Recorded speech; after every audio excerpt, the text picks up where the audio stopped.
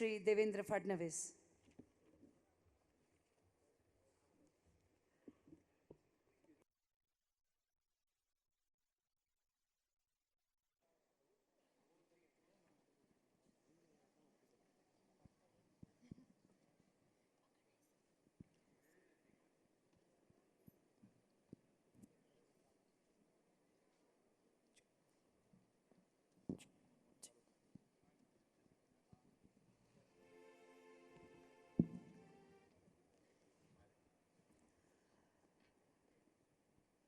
Namaskar, welcome, Moshe Moshe, Salamat Datang, to the inaugural session of the 8th Vibrant Gujarat Global Summit 2017, a biennial event organized by the Government of Gujarat to provide a unique forum for idea exchange, knowledge sharing, networking, exploring business opportunities, strategic partnerships, investment inflows, and setting the policy agendas to meet the current global challenges.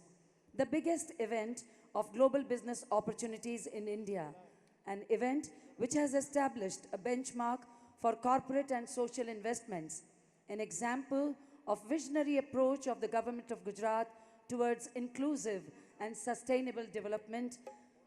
We are honored to welcome today the Honorable Prime Minister of India, Shri Narendra Modi, who conceptualized and created this event and transformed it into an economic expressway of India to inaugurate this 8th edition of Vibrant Gujarat Global Summit. We also welcome President of Kenya, His Excellency Honorable Uhuru Kenyatta, President of Rwanda, His Excellency Mr. Paul Kagame, Honorable Prime Minister of Portugal, Mr. Antonio Costa, Honorable Prime Minister of Serbia, Mr. Alexander Vučić, Honorable Deputy Prime Minister of Russia, Mr. Dmitry Rogozin, Honorable Deputy Prime Minister of Poland, Mr. Piotr Gliwicki. We are indeed honored to welcome Honorable Ministers and delegations from our 12 partner countries. We also welcome Mr. Jin Liquin, President, Asian Infrastructure Investment Bank, and distinguished business icons and industry captains from around the globe. A warm welcome to all the dignitaries on the dais and in the audience, and we also welcome members of the media. The 8th Vibrant Gujarat Global Summit dawns a new get-up with the 270-degree projection mapping, the latest in projection technology. So welcome, and the music conduction is by Sri Pankaj Bhatt.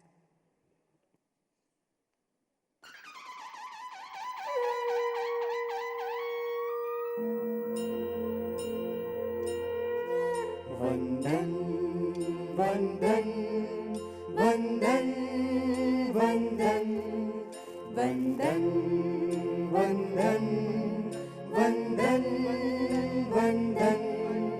Jai Jai Garvi Gujarat, Jai Jai Garvi Gujarat, Jai Jai Garvi Gujarat, Jai Jai Garvi Gujarat, Deepe Aruno Parbha, Jai Jai Garvi Gujarat, Jai Jai Garvi Gujarat, Jai Jai Garvi Gujarat, Deepe Aruno Parbha, Jai Jai Garvi Gujarat. Vandan, Vandan, Vandan, Vandan, Gujarat Tane Vandan, Vandan, Vandan, Vandan, Gujarat Tane Vandan.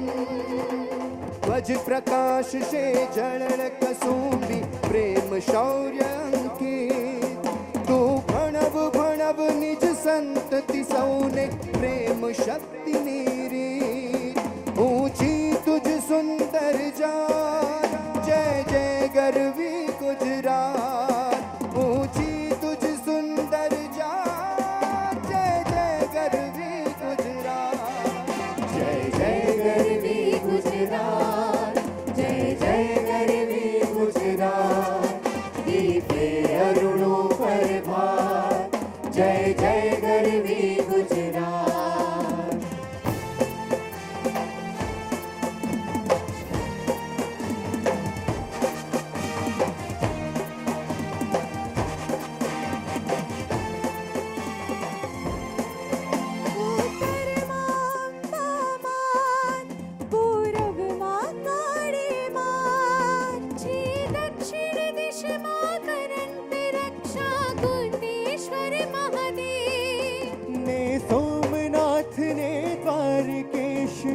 पश्चिम के राधे छे सहाय मां साक्षात जय जय गरवी गुजरात जय जय गरवी गुजरात जय जय गरवी गुजरात गीते अरुणो प्रभात जय जय गरवी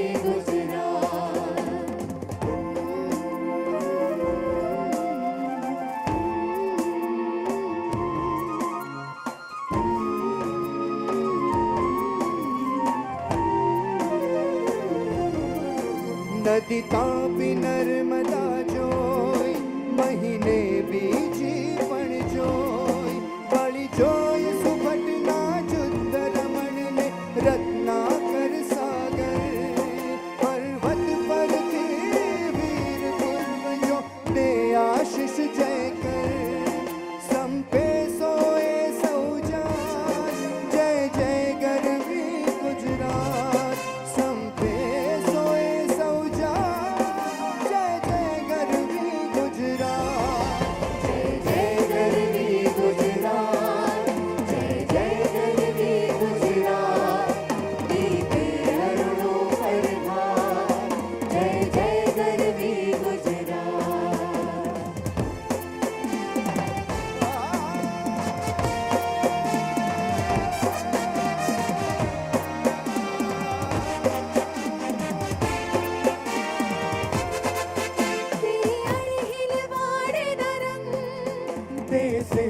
राज जय Singh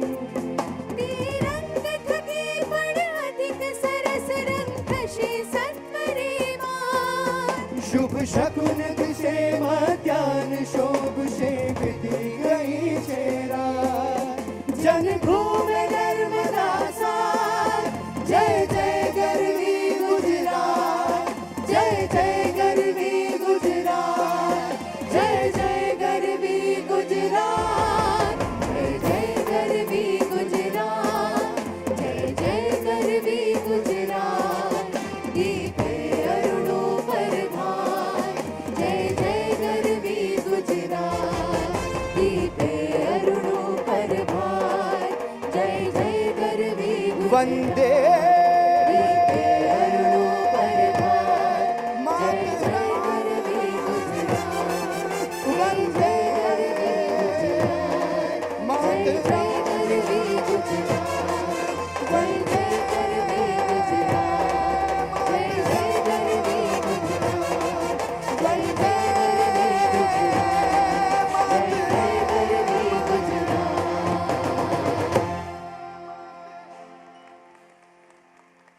Thank you, Parthiv, for that very soulful rendition of Jai Jai Garvi Gujarat.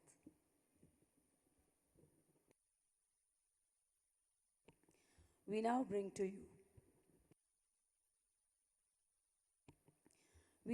to you an audiovisual presentation showcasing the saga of Gujarat's march in the direction of growth, progress, and development.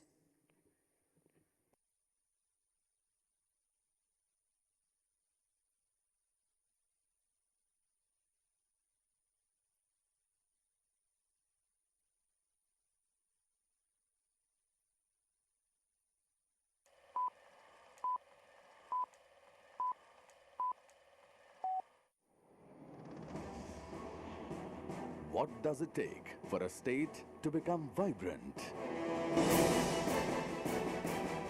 A vision to excel, a determination to empower, and a passion to transform dreams into reality.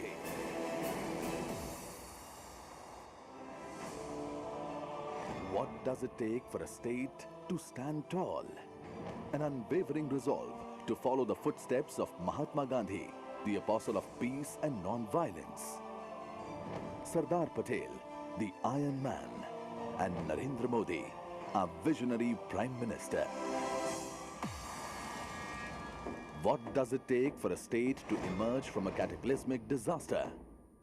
The spirit to fight back, the resilience to grow stronger, and flair to convert challenges into opportunities. What does it take for a drought-prone state to bring in a green revolution? An innovative idea to interlink the rivers and dams to lay down the world's largest water network. What does it take for a state to thrive and flourish? An institutionalized arrangement to ensure for one and all wholesome nutrition, sound education, world-class hostel facilities for the underprivileged, affordable shelter, assured livelihood, along with colors of festivals, animated spaces, and an unflinching sense of security and well-being. What does it take for a state to transform cities into smart ones? A holistic system encompassing intelligent transportation, efficient energy solutions, waste management technology, Wi-Fi enabled cities, and a walk-to-work culture. From agriculture to automobiles, from petroleum to power, from trade to tourism. What does it take for a state to surpass milestones in every sector of human pursuit and endeavor? A robust physical and social infrastructure, like developed ports and airports, widespread road and rail connectivity, a statewide gas grid, uninterrupted power supply, and easy availability of skilled labor. It takes the digital empowerment of citizens and of women entrepreneurs and MSMEs, the inimitable hospitality of the people, the economic freedom, political stability, and good governance. A transparent, sensitive, decisive, and progressive government practicing the philosophy of minimum government, maximum governance. Equipped with a will for inclusive growth and sustainable development. A dedication to pursue Prime Minister Narendra Modi's Make in India, Digital India, Clean India, and Stand Up India initiatives in letter and spirit. The zeal to unlock the infinite potential of young India through its startup ventures, and the goal to build a modern India, transforming it from less cash to a cashless, knowledge-based economy. What does it take for a state to transform a small-scale business summit into a global platform? A commitment to the philosophy of Sabka Saath, Sabka Vikas, and the valued support of our esteemed partners who helped us create enormous opportunities. Welcome to the land of enterprise. Welcome to India's economic expressway. Welcome to Gujarat, where traditions and modernity exist side by side, offering the best of both the worlds. So, come here, do business, and live life to its fullest in one of the most livable places in the world. The state of Gujarat beckons you to join hands in scripting a saga of success and glory for Gujarat, India, and the world. Let us come under one roof and share amongst ourselves the best that we have to offer to the humankind.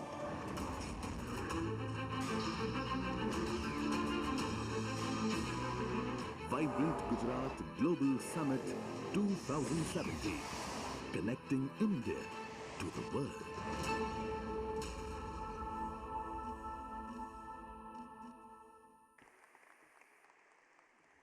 Welcome to Gujarat.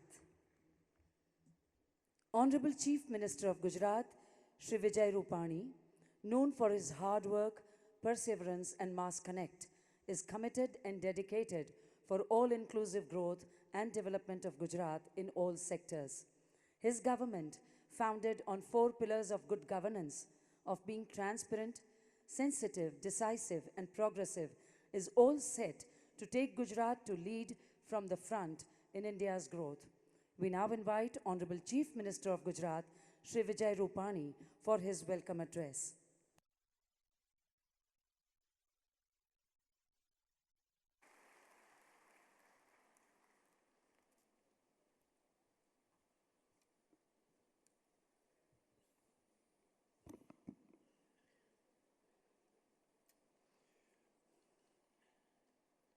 It is an honor for me and a proud moment for the people of Gujarat to welcome you all to the 8th Vibrant Global Summit 2017.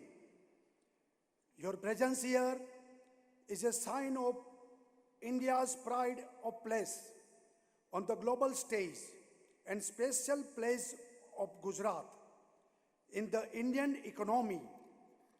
This moment, this pride and this privilege is dedicated to Sri Narendra Bhai Modi, Honorable Prime Minister of India. On behalf of people of Gujarat, I welcome you, Narendra Bhai, to your Gujarat.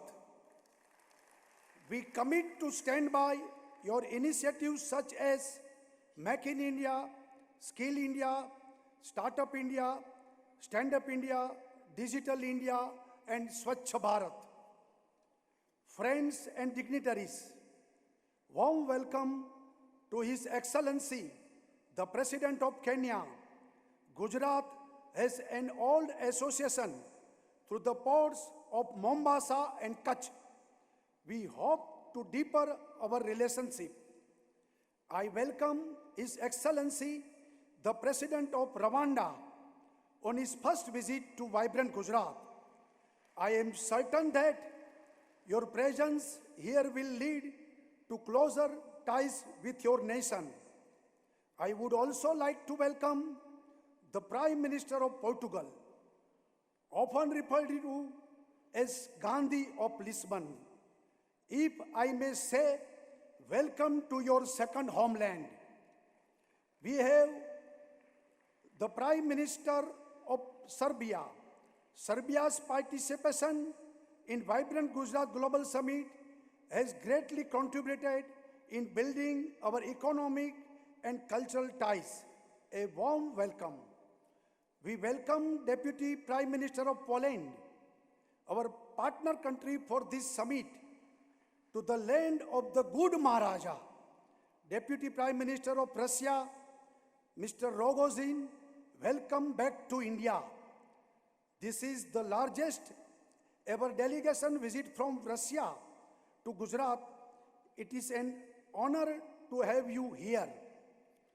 I welcome Honorable Minister for Economy, Trade and Industries of Japan, Mr. Seko. You have been the part of all 8 summits since 2003. Your support in mega projects in Gujarat has been highly appreciated. We also welcome Minister for Agriculture and Rural Development, Israel. Your water management techniques and agricultural technology have always inspired us in Gujarat. I extend a warm welcome to Minister for Foreign Affairs and International Development, France. Minister for Upper Secondary School and Adult Education, Sweden. Minister for Energy, Utilities and Climate from Denmark, all from our partner countries. I extend my warm welcome to the Cabinet Minister and Ministers of State of the United Arab Emirates, and to the Minister for Trade and Industries from Vietnam. Your presence reflects the growing cooperation in our regions. Canada has been a long-standing partner. Mr. Amarjit Sohi, Minister for Infrastructure and Communities, Canada, Sat Sri Akal, and welcome to Gujarat. I extend a warm welcome to the Marshal of Podkarpatsy and Marshal for Mazovia from Poland. We are certain to build a strong partnership with you on areas of common interest. Respected Sri Narendra Bhai had visited Astrakhan way back in 2006. I welcome the Vice Governor of the delegation from Astrakhan to your sister state. The United States of America is our partner. I welcome Ms. Nisa Desai Biswal, Assistant Secretary, Department for State, Mr. Barry O'Farrell, Special Envoy from New South Wales, from our partner Australia, and senior official from our partner the Netherlands. We also welcome Mr. Lubogo Kenneth, Member of Parliament and Chairperson, Committee on Trade, Tourism and Industries, Republic of Uganda. Diplomats and delegates of around 100 countries are here in this room. I thank you, each one of you, for your presence and support to India and Gujarat. I welcome you all. We are also happy to have with us the President of the Asian Infrastructure Investment Bank, Mr. Jin Likan.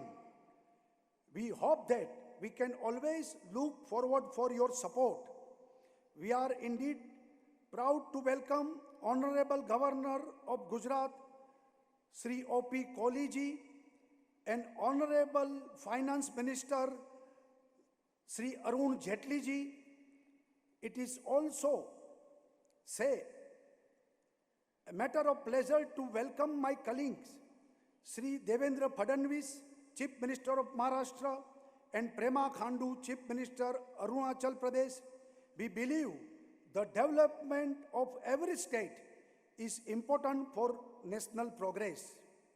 Friends, Gujarat is often referred as one of the most developed states in India, a state with business-friendly ecosystem, entrepreneur spirit and vision for development. This has been possible due to the support and investment of global CEOs and leaders of the Indian industries, many of whom are present here. We appreciate your commitment and assure you of all cooperation. I acknowledge the presence of the ministers and government officials from the Government of India and diplomats. Your support has been remarkable. I extend a special and warm welcome to the representatives from the MSME sector. You are the backbone of our economy. You represent the bricks on which economy of Gujarat has been built. I welcome the media persons who have contributed in highlighting this event. You have taken our growth story to the world and brought the world to our doorstep. Distinguished guests, I assure you that 4 days or this summit will testify how Gujarat is connecting India to the world. It will showcase how Gujarat is at the forefront of implementing the vision of our respected Prime Minister, Sri Narendra Modi. Friends, Gujarat is leading the nation in several sectors such as manufacturing, infrastructure, renewable energy, and smart cities. We believe in reforms and are driven by progressive policies. Our state ranks high in ease of doing business, in economic freedom, and in investment potential. Gujaratis move with a positive attitude. I take leave to speak a few words in Gujarati now. મારા વાલા ગુજરાતીઓ, વર્ષ 2003માં આપણા નરેન્દ્રભાઈએ vibrant Gujarat summit શરૂ કર્યું. આજે vibrant ગુજરાતની એક બ્રાન્ડ બની ગયું છે.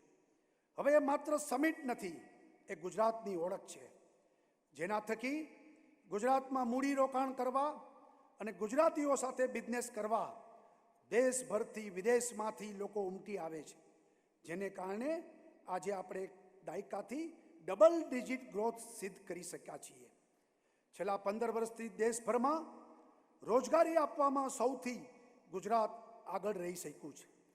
નિત નવા સાહસિકો ઊભા થયા. ગુજરાતી યુવાનો જોબ સીકરથી જોબ ગીવર બન્યા. ગ્રામ્ય વિસ્તારમાં કૃષિ, ડેરી, એગ્રો પ્રોસેસિંગમાં નવા અવસર ખુલ્યા. આદિવાસી વિસ્તારના વિકાસમાં પણ આપણે અગ્રેસર રહ્યા.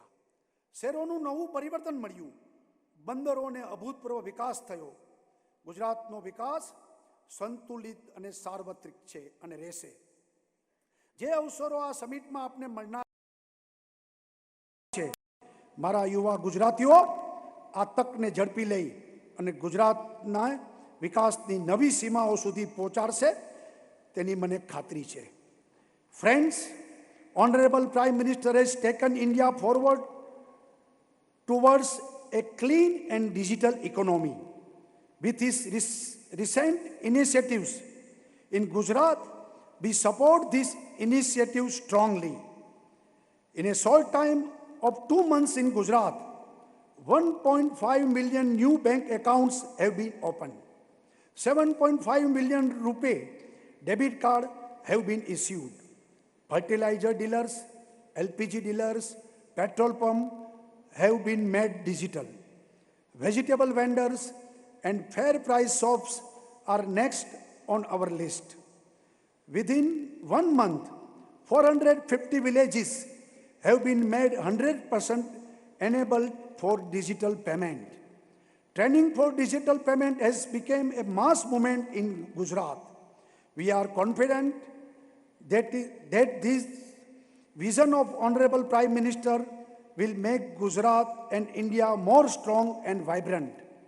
Honorable dignitaries and friends, I would like to say again that Gujarat has succeeded and will continue to grow not only because of our initiatives, but because you all have made Gujarat a part of your growth story. You believe in Gujarat and its fundamentals. We believe in strong relationships. A participation of this scale, the presence of such dignitaries today in Gujarat is a huge boost to our collective efforts to realize the vision that Honorable Prime Minister Shri Narendra Modi has created for Gujarat and now for India. On behalf of the people and government of Gujarat, I again welcome you all to the vibrant Gujarat Global Summit 2017. Thank you very much. Thank you, Honorable Chief Minister. Some of the captains of industry are keen to express their solidarity with the summit. We are honored to invite Mr. Ratan Tata, Chairman, Tata Group.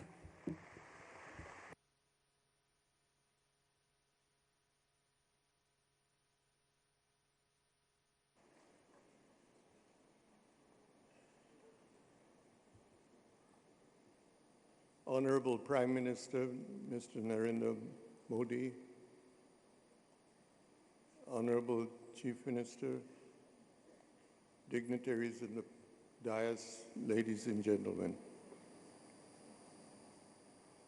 Some years ago, when I attended my first Vibrant Gujarat meeting, I could not help but publicly say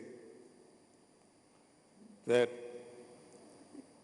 if you were not in Gujarat, you were stupid. And some years later, with great satisfaction, one got to believe that you were indeed stupid if you were not here, because this was one of the fastest growing states. It had the vision and the tremendous execution zeal of Mr. Modi, who built this state into not just a progressive state in India, but a state that when you went abroad, people talked of Gujarat and India almost in the same breath. Subsequently, I had the fortune of, or good luck, of moving our car factory to Gujarat. And soon, again with the leadership of Mr. Modi, Gujarat has become one of the hubs of car manufacturing in India. So I can only say that Mr. Modi's vision, executed and carried out by future prime ministers, future chief ministers, have continued the leadership to make Gujarat one of the leading states in the country. And today, as India approaches the new era that Mr. Modi is leading, Gujarat will be one of the leading states in the country, which ushers in the new India to the world. The digital India, the India for defense and aerospace, of mining, intellectual leadership, and I am extremely proud to be here today. With permission of the Chief Minister, I'd like to say that હું બી ગુજરાતી છું અને આપણે પાછા ગુજરાતમાં આવ્યા છે. Thank you very much and good luck to Gujarat, and thank you, Mr. Prime Minister, for your leadership.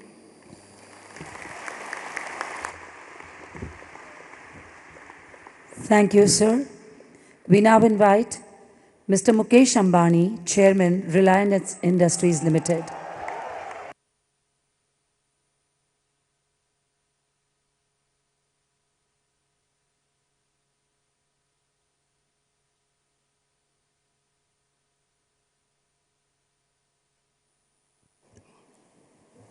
Most respected Prime Minister Shri Narendra Modi ji, Honorable Chief Minister Shri Vijay Rupani ji, distinguished guests, ladies and gentlemen, a very warm good afternoon. I am privileged to be here at the 8th Vibrant Gujarat Global Investor Summit. I am fortunate to be present at every single Vibrant Gujarat Summit out of all 8. And what a transformation it has been from Tagore Hall in 2003 to the magnificent Mahatma Mandir. Whatever Narendra Bhai, our Prime Minister, envisages, he executes, and we have seen it over the last 10 years in Gujarat. Most respected Pradhan Mantri ji, history will record you as a great transformative leader. You first transformed Gujarat. You are now transforming India with a series of historic and visionary initiatives. No leader in the world has changed the mindset and behavior of so many people in such a short time. Swachh Bharat Abhiyan, Make in India, Digital India, Skill India, Startup India are initiatives that have galvanized all Indians. These initiatives have won the respect for India in the world. And no wonder this has resulted in India receiving its highest ever foreign direct investment in its history in recent times. Digital India and your other initiatives will make India one of the strongest and the most prosperous nations in the world. On behalf of industry, I take this opportunity to reaffirm our fullest support to realizing your vision and aspiration for India and Indians. Ladies and gentlemen, I would like to congratulate the Honorable Chief Minister Shri Vijay Rupani for carrying forward the legacy of Vibrant Gujarat, being bigger, and better each time. Gujarat has also attracted the highest FDI among all Indian states and is #1 state in India in the ease of doing business in 2015. Let me warmly congratulate entire Team Gujarat. Ladies and gentlemen, as Ratan said, we are proud that Reliance is also a Gujarati company. My father started Reliance's journey in Gujarat. He was born in Saurashtra, and our journey of excellence started from Gujarat. For me, this is a sacred land. Our global scale of investments are an expression of our commitment and faith in the Gujarat story. Our cumulative investment in the state of Gujarat is over 240,000 crores. That is over 45 billion US dollars. It is the biggest investment made by an Indian corporate in a single state. Out of this, in the past 4 years, we have invested more than 125,000 crores in Gujarat, and I am happy to report that we have invested 10,000 crores more than what we had committed or signed as MOUs, and all these investments will be complete by March of 17. These investments provide sustained employment, both direct and indirect, to over 2 lakh people and contribute to Gujarat's export competitiveness. Our partnership with Gujarat's small and medium sector entrepreneurs spans the sectors of textiles, plastic, retail, and now digital services through Jio. We have consistently shown our commitment and faith in Gujarat by developing large businesses here. In return, we have earned the faith and received immense love from the people of Gujarat. In 2014-15, only 35% of Gujarat's population had access to 3G network in Gujarat. But today, more than 90% of the state's population is covered by Jio's 4G LTE network, and by Diwali, 100% of the state will be covered. I'm proud to say that Gujarat is the first state in India to cross the 50 lakh subscriber mark for Jio in less than 90 days.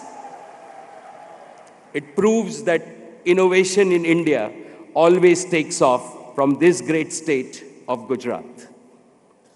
In the coming year, as Jio, we will connect lakhs of merchants and shop to create the commerce and the payment network to support our Prime Minister's cashless digital vision.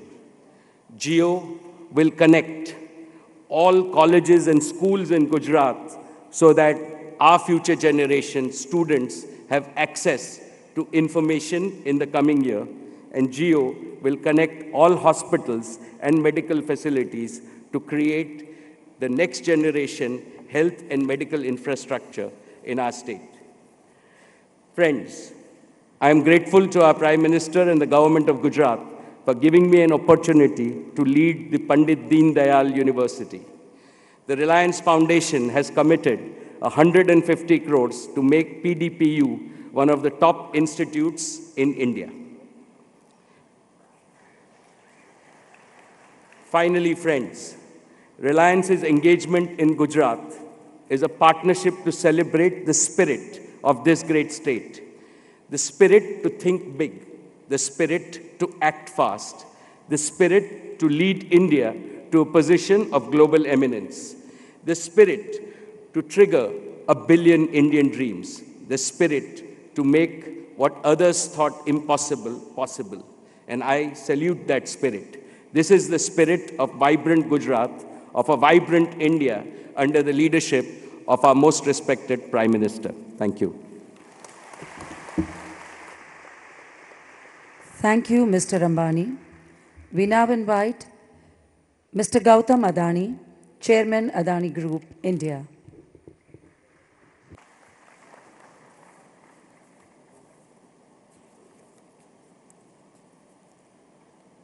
Honorable Prime Minister, Shri Narendra Bhai, Honorable Chief Minister of Gujarat, dignitaries on the dais, captains of industry, and my dear friends. It is an honor to be speaking to such an esteemed audience in my home state of Gujarat. The Vibrant Gujarat Summit is the manifestations of the unparalleled vision of our Honorable Prime Minister. And today, we see the Vibrant Gujarat Summit having been transformed into a global investor summit, attracting the top business and political leaders from all over the world. The impact it has had,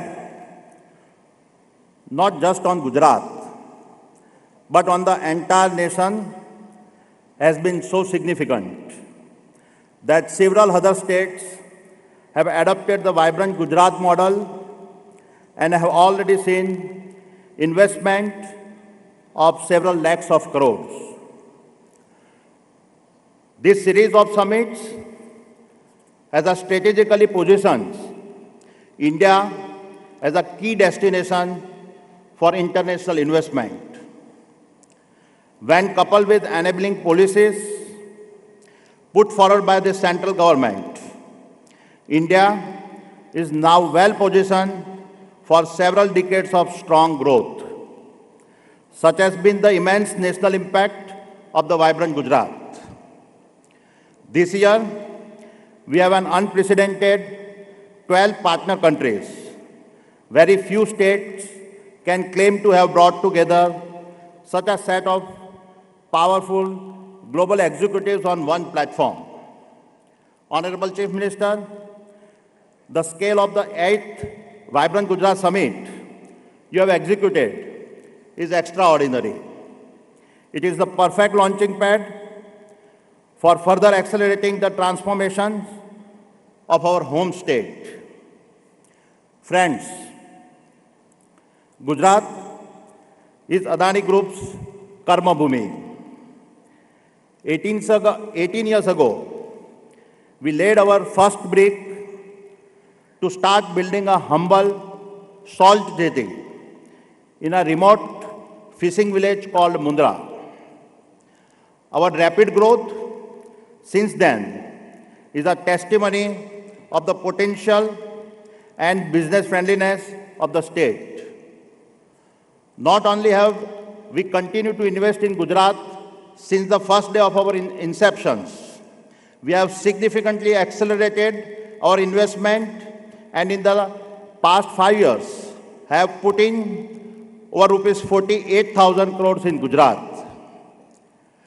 Let me now talk about upcoming investments. Adani Ports is India's largest port and logistic business. In the next 5 years, we will invest rupees 16,700 crores to expand all of our Gujarat port locations at Mundra, Dahej, Ajira and Tuna. The key investments will span 2 new container terminals to take our capacity in Gujarat to a massive 10 million TEUs, a 3.2 million ton LPG terminal, and a rail network from Ajira to connect to the upcoming Delhi-Mumbai freight corridor. Next in line with our Honorable Prime Minister's vision to make India the global leader in renewable energy, we recently commissioned the world's largest solar farm of 648 megawatt in a record period of 8 months. We followed this up by commissioning the world's largest greenfield solar cell and module manufacturing plant of 1.2 gigawatt capacity at Mundra. We are further accelerating our investment in Gujarat within the renewable space.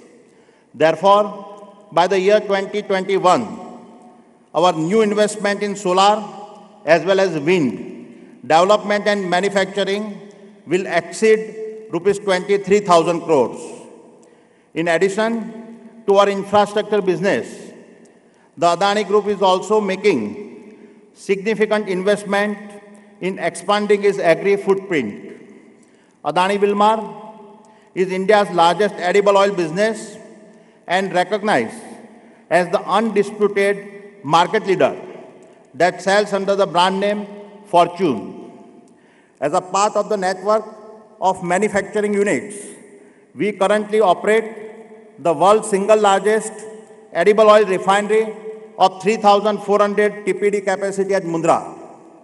We are now doubling our manufacturing capacity in Gujarat, and this expansion will us making a combined investment of rupees 1,200 crores across Mundra and Hazira.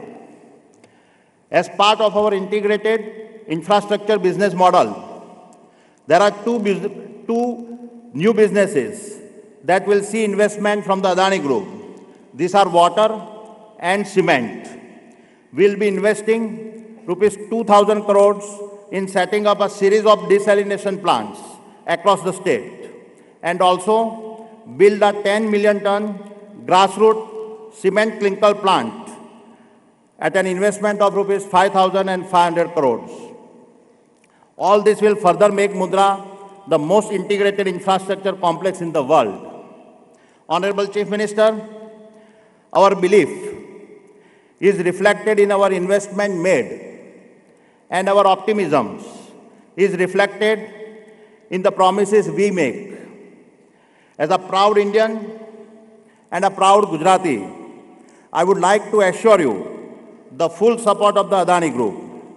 Let me summarize by saying that over the next 5 years, we'll invest rupees 49,000 crores in the state of Gujarat and will create direct and indirect job opportunities for over 25,000 local people.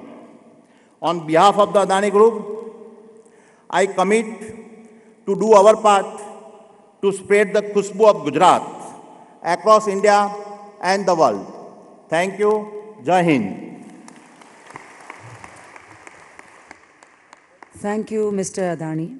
We now invite Mr. David Farr, CEO, Emerson Electric Company, US. Thank you. Thank you, Prime Minister Modi, Chief Minister Rupani, and distinguished guests. It's an honor and privilege to be here today, and I'd like to thank the government of Gujarat for inviting me to participate in this global summit. My company, Emerson, is a global manufacturing company that was founded in 1890 in St. Louis, Missouri, and we've been operating here in India since the early 1980s. Across India today, we employ over 6,000 people and have 10 manufacturing facilities and 5 global engineering centers. We have a very strong base of talented, hard-working, dedicated employees right here in India, and I'm very proud of each and every one of them. Our vision is to position Emerson in India as a manufacturing leader for our customers here in India and for our customers in the Middle East and Africa.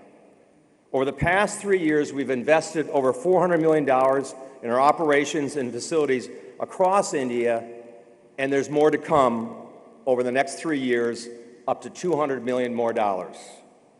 So Emerson has a vested interest in the future of India. We want to grow our business here and our presence here and be successful.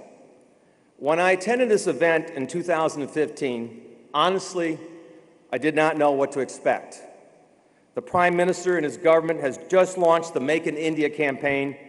They promised to listen to the business community, both the domestics and multinationals like me, and pledged to look at the issues we raised and try to find solutions to make investing in India easier and more flexible. And they did. I stand here before you today, 2 years later, encouraged by the efforts of India, the national and state governments, to make doing business in India much easier. Progress is being made, And I am hopeful for the future in India and will continue to engage Prime Minister Modi in the critical areas and needs to make India successful for the long term with us. As my company looks around the world for where to invest for growth opportunities, we see 5 mega trends driving economic activity in the emerging markets of Asia Pacific, China, Southeast Asia, and India. First, a growing, stronger middle-class community, consumers with more buying power. Second, continued urbanization and growth of cities. Third, a greater focus on food security and reducing food waste and promoting food quality and food safety. Fourth, the need for more power generation and more reliable delivery of electricity to homes and businesses, and it needs to be cleaner, more environmentally friendly, power generation to protect the health and our planet's future. And fifth, the need to have access to health care. Emerson is working here in India with businesses and the government to tackle these issues. It is my hope the economic development campaigns the Indian government has launched over the past 2 years, Made in India, Digital India, Skills in India, will begin to make real progress and steady progress towards the goals that have been established, so important for the future wealth and prosperity of this great nation. To grow manufacturing from 12% of the country's economy to 25% by 2022, as envisioned by Made in India, will require massive investments from all of us around the world. I applaud the reforms implemented thus far in encouraging foreign direct investment. Changes have all been made to make it easier to incorporate a company in India. The central government is encouraging a healthy competition among states for new investments. Transportation infrastructures are happening, the roads and bridges and the rails. All these are significant progresses that I've seen since I've been doing business in India since 1981. India has been known for its universities and graduates and top-notch engineers for years. India needs to put some commitment to excellence towards the vocational schools and technical training for the larger population. I encourage the government to make sure the Skills in India campaign provides the people access to training necessary to compete in today's skilled manufacturing jobs. As a manufacturing, we need those skills to compete here in India and around the world. The Digital India campaign to improve the country's overall connectivity to the internet is also important to industry like Emerson. We increasingly use digital technologies and the Internet of Things to run power plants, factories, and warehouses. These technologies help lead better and safer operations and more efficient for energy and a safer environment for all of us. Each of these campaigns are tackling real issues for the benefit of India's future, and I wish them well and I wish them success. We live in an interesting and challenging times. Our recent elections in the United States made clear that America wants free trade and manufacturing priorities, just like India. I have the honor to serving as the current National Association of Manufacturing Chairman in the United States for the next 2 years, which will be very interesting under the current President-elect Trump. We'll be working with the new U.S. President and the new Congress on issues like corporate taxation, regulations, and trade to help manufacturers grow and compete. Here in India, your companies also want to manufacture be one of the nation's priorities. Manufacturing India is strong, and India will be strong as manufacturing is strong. I'm proud of Emerson helping India create a long-term and sustainable economic and social development. I'm proud and excited for the 6,000 Emerson employees in this great country. We look forward to working with the customers and with your national and state governments to continue to advance the economic progress in India. And I continue to look forward working with the Prime Minister. And I thank you very much for listening and inviting me back to Gujarat to be here today. Thank you. Thank you. Thank you, Mr. Farr. We now invite Mr. Toshihiro Suzuki, CEO, Suzuki Motor Corporation, Japan.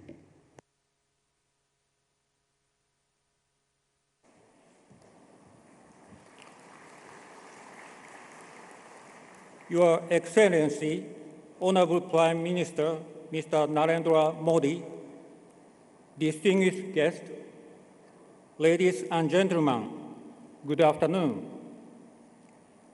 First of all, I feel much honored to be here at Vibrant Gujarat 2017 and would like to convey my hearty congratulations for this prestigious gathering. On behalf of Suzuki Group, I would like to extend my gratitude and compliment to the Government of India for bold policy action and efficient execution.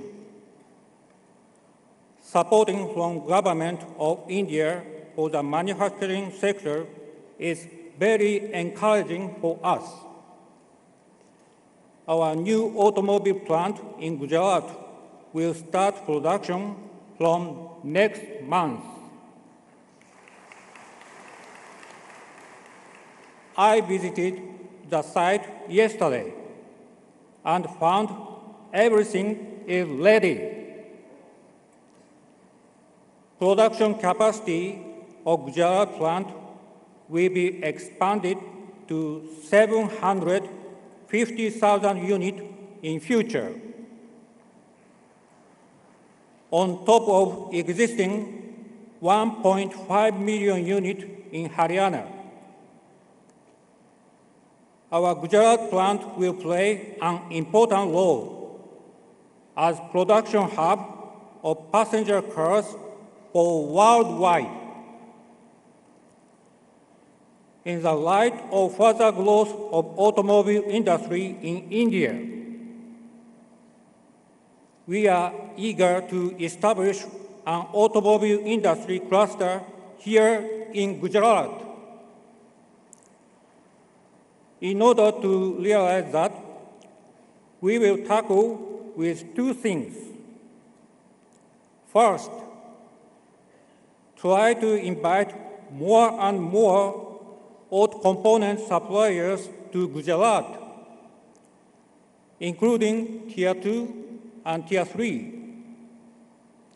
Second, try to train and create sufficient numbers of superior manufacturing manpower. We highly appreciate the mission of Skill India to support industry growth. In line with this initiative, we decided to set up a Japan-India Institute for Manufacturing to train school pass out in technical and soft skills here in Gujarat.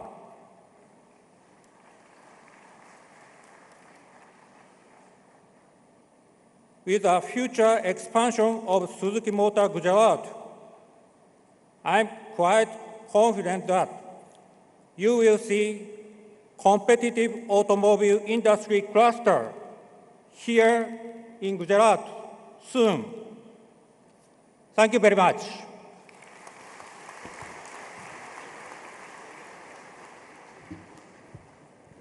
Thank you, Mr. Suzuki-san.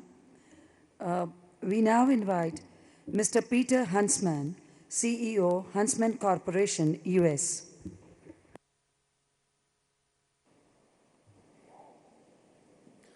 Honorable Prime Minister, distinguished guests, and dear friends, it is certainly a privilege to be able to be here this day. In a time when there is little certainty in global leadership, we find it here in India. In a time when there is courage that is lacking and many decisions that are made around the world, we find it here in India. And at a time when leadership seems to be at a low, we find it in Prime Minister Modi. Mr. Prime Minister, you visited our country this last June There are many, many, many of us who wish you would have stayed and taken over the leadership of our country.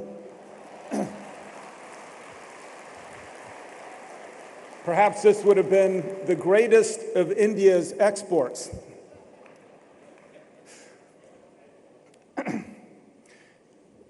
We add our voice to those others that have been spoken of today in support of the changing conditions that we see and the improving conditions that we see in India. Huntsman employs nearly 3,000 people in India. About half of them are in Gujarat. Every Boeing 787 that is flying today has raw materials that is coming from Gujarat. Every Airbus A350 has component and composite materials coming from Gujarat. The most environmentally friendly textile dyes and chemicals used in the world that are transforming and cleaning an industry come from Gujarat. But perhaps the greatest product at all that comes from Gujarat and comes from India is the talent, the creativity, and the integrity of the people that we have an opportunity to work with. Nearly 30 years ago, my father brought me to this great country, and we met with one of his very dear friends, Mr. Dhirubhai Ambani. At the time, he had two very handsome young sons. My father had 6 sons, and he told us all, "You follow the Ambani boys wherever they go." So I have an opportunity to sit here with them today.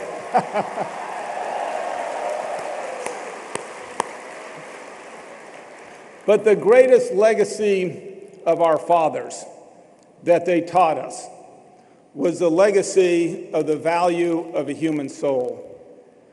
And to your Prime Minister and to all of you, I would like to make sure that we stay focused, not just on profits, not just on growing businesses, but the opportunity to make society a better place. Those of us in this room that have been blessed with education and with creativity, we have an obligation to give back. We have an obligation to help lift society. We stand at the crossroads of an era in the history of the world where the policies of this government have the ability to change the lives of hundreds of millions of people. Think about that. This shall be our legacy, and to this end, our company, our colleagues, and our family are greatly indebted and very blessed for the opportunity that we have to do business in Gujarat and to do business in India. Thank you very much.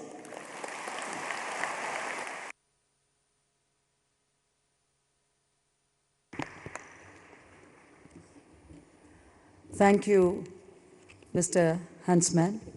We now invite Mr. Jeremy Weir, CEO, Trafigura Beheer BV, the Netherlands.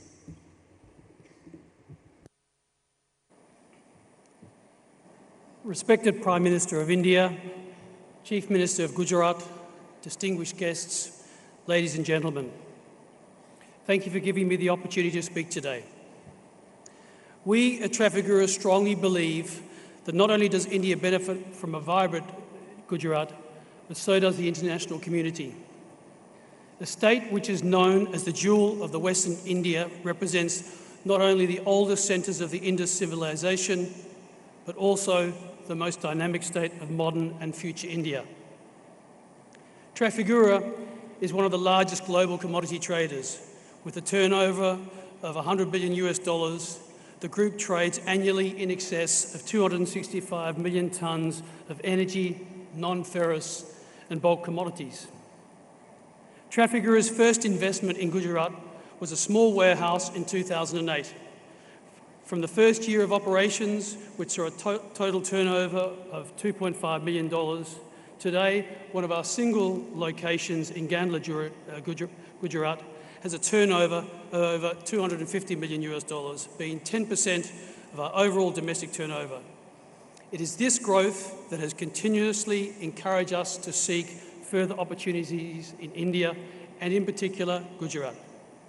In 2016, Trafigura, as part of a consortium led by Rosneft, announced the purchase of 98% of SR Oil for an enterprise value of approximately $13 billion. We believe this investment not only represents our deep commitment to India as a future manufacturing and consumption market, but also as a commitment to develop India as a regional trading hub linking the Europe, Middle East and Asia Pacific markets. India today overall represents 9% of the group's turnover and 15% of the group's total employee base. Trafigura strongly believes that not only should India take a leading position in global industry through its Make in India initiative, but also, as importantly, develop technology and products which can be exported to international markets. Trafigura, with its key domestic partner Polycab Wires, has announced a joint venture to set up the largest copper rod manufacturing plant in Halol, Gujarat, to be commissioned in the first quarter of 2018. Riker Base will not only be the state-of-the-art plant, but will also have one of the smallest carbon footprints, driving our initiative for a clean and efficient manufacturing process. In conjunction with its industrial and trading investments, Trafigura has also dedicated significant resources in establishing the first digitised refined metal sales and physical supply platform in India in 2014. Not only is Lycos the first digitalised refined metals platform anywhere in the world, but more importantly, it was conceptualised, designed and executed in India. Lycos will not only transform access to market and products for small to medium enterprises, but will also digitalise the supply chain and lower costs for large producers and consumers. At Trafigura, we are excited about India's prospects. With the dynamic change we see under the leadership of Prime Minister Modi, with initiatives such as Make in India, Digital India, GST, investment in clean energy, to name only a few, we believe India will be one of the fastest growing markets in the world for energy products and industrial commodities for many years to come. The current path-breaking demonetisation drive, we believe, will pay significant dividends in the long run by driving transparency, accountability and higher capital consumption of commodities. This is why Trafigura is investing significant sums in the oil refining and metals processing businesses in India and building our domestic digital trading platform.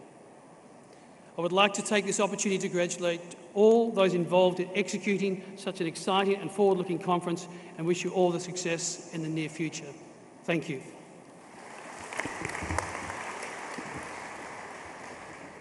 Thank you, Mr. Rear. We now invite Mr. Prem Vatsa, CEO, Fairfax, Canada.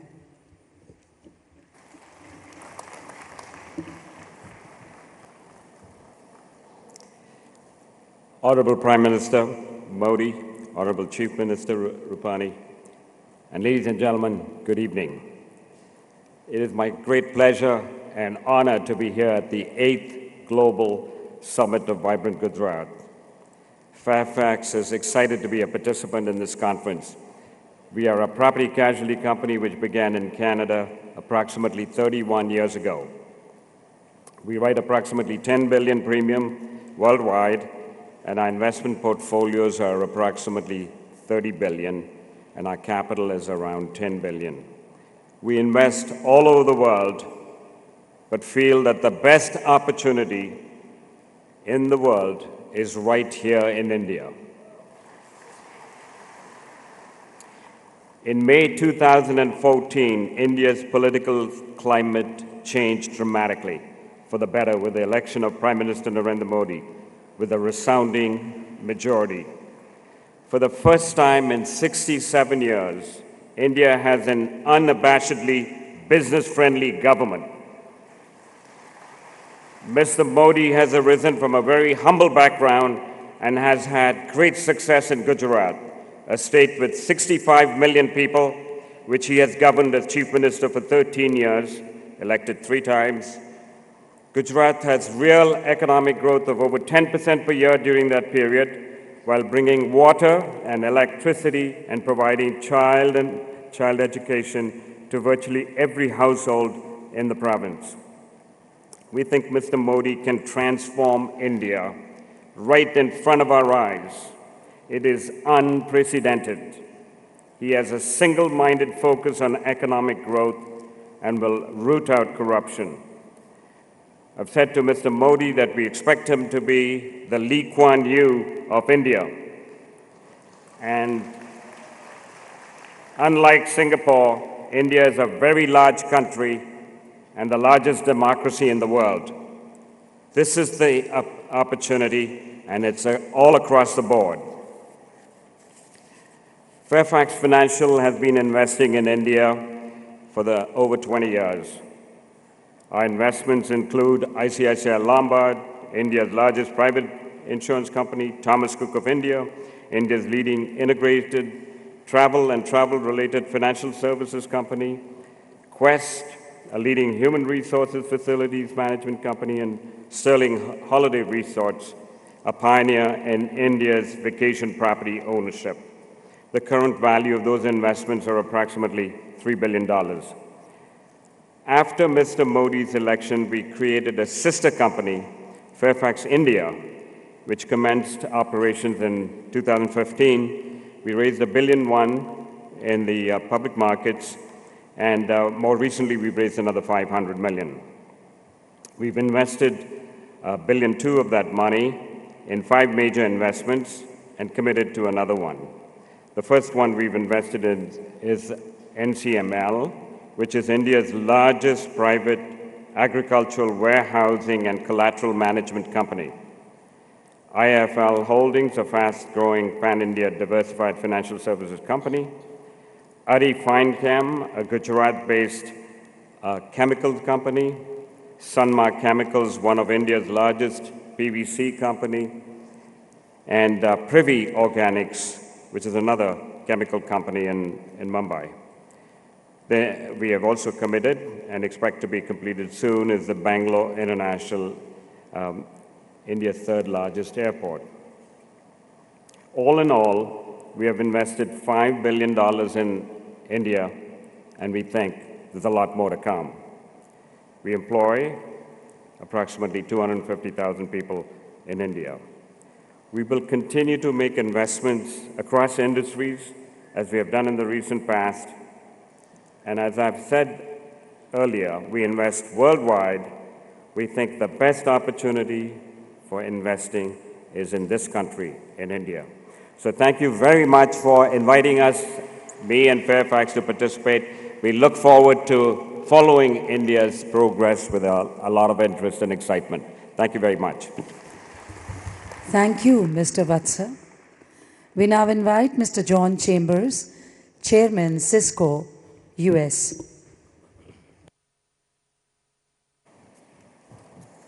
Good afternoon. Prime Minister Modi, it is an honor to be here, distinguished guests, and many friends. Over the last 25 years, and that's how long I've been involved in leadership at Cisco, and over the last year as chairman of the U.S.-India Business Council, where we have 100 other companies here today, I've watched a country change. Your markets opened up, your life expectancy doubled, and your income went up over 4x. However, what I think most people do not grasp is what has happened in the last 2.5 years. In the last 2.5 years, you as a country, and Gujarat has led the way, have led the foundation for India not being the fastest moving emerging nation, but the one that will be the example for both the emerging and the developing world.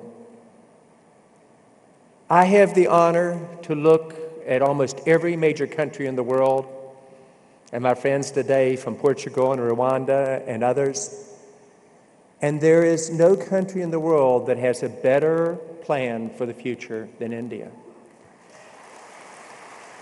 You have the imagination of catching market transitions. And you have, in Prime Minister Modi, in my opinion, one of the top 3 leaders I've met in my life, and I've met all the leaders in the world. 2 years ago, if somebody would have stood up on this stage and talked to you about a digital India, a Make in India, a Skills India, a Startup India, smart cities, smart states, you would have looked at them and said, "What are you talking about?" And yet today, it almost rolls off the tongue of each of us speakers. That's what leadership is about. It's about having the courage to outline a goal, knowing full well that people will criticize you as bumps occur along the way. It is about the courage of not trying to do this by yourself, but do it in an inclusive fashion, and making each of your partners believe the role they play can really make a difference, because it can. It's about creating a win-win environment in a way that others are not doing around the world. U.S.-India Business Council, I think it is the most important and tight alliance between countries that can be done. And we clearly love the leadership we're seeing. But when I talk about your leader, Prime Minister Modi, I talk about somebody, and as I said before, I've met them all, that is capable of expanding on a vision, prioritizing how that's going to happen, bringing it down to the teams in terms of who's going to be held accountable, putting groups in healthy competition in terms of a direction, the courage to make changes where in Make in India less than a year ago, I said at that time, India will move from a slow follower to an innovation leader around the world, to where people used to say India is not moving fast enough, and at times some of your critics say you're moving too fast, which I completely disagree with. It is the ability to have a leader who cares about 1.3 billion people, that has the vision to make this inclusion, and the personal skills that makes us all proud to partner with this great country. In the last year, you've seen this vision move from one of concept and strategy, which, by the way, is the best in the world. And I know what the digitization plans are for every country in this world. You've seen it move into execution. And sometimes you can be so close, you miss the changes that are occurring. But whether it's here in Gujarat or other cities or other states around the country, you can catch the energy. And you're becoming the envy of the world with the highest GDP growth rate, and one that if really digital India takes off, I think growth rates of 8 to 10% are a given, and doubling the per capita income every 6 to 7 years of all people in this country are very much there. Each of us in the U.S.-India Business Council are making commitments here, $27 billion in total over the next 2 years. Let me just walk through the example of Cisco in terms of our commitment. We have bet on this country big. We love this country. We love the people. It is our second world headquarters. 15,000 people, 22,000 contractors, strategic ecosystem partners. Secondly, when Prime Minister Modi asked to Make in India, and we were the company that brought outsourcing and manufacturing to China 20 years ago with Jiang Zemin, we are committed to manufacturing in India and being candid as a partner about what has to change. And we are opening our manufacturing and started in shipping what I'm excited about, routers and switches, in March of this year. We are involved in 14 of your 20 top cities, 6 of your top states in terms of the digitization efforts. We are involved in startups, because startups and small to medium business is where all job creation will occur. 40% of the existing companies will disappear in this next decade in the US, in India, and around the world. And it's the small companies that will become the large companies where all the job growth will occur. In talking to a young president's organization in Gujarat today, I saw, if you listened, exactly what I'd hear in Silicon Valley, some of the best young leadership with the 30 people there. You see each of your leaders throughout your country saying, how do I make this inclusive for those people who are in the city, but also in the rural environment? You see Cisco making a commitment over $100 million to startups, $40 million on my last visit here. You see us looking at how do you reskill a country, both in primary education and reskill an existing workforce, looking at network academies where you train people for where the jobs of the future will be in technology. With 250,000 people we're committing to train by 2020, double what we said the last time we were here. And working with states about how do you do this across all diverse areas, and in areas such as gender diversity, 10,000 young men and women in one state in terms of ITC skills. You see the Prime Minister's fingerprints when he was Chief Minister here in I Create, and the ability to establish learning centers that bring together business and government and the startups that are the engine of the future for the Internet of Things as we move forward. You see a willingness to have a secure India in terms of partnerships in a way that we, as the backbone of the Internet, have only with 3 or 4 other countries in the world. And you see an ecosystem partner of win-win. So my challenge to the group is the time is now. My challenge to the group is you cannot move too fast. My challenge to the group is whenever you talk about vision and whenever you talk about innovation, there will be disruption, it will make us uncomfortable, and there'll be bumps along the road. And especially to the media, instead of being critical at that time, it's important to remember the goal that we have in mind and how this will be the country that leads the world going forward. And that realize if there aren't bumps and disruption, you're not moving too fast. Mr. Prime Minister, I believe in your country. I believe in your citizens. And as the chairman of USIBC and the chairman of Cisco, we're greatly honored to be here today. Thank you very much.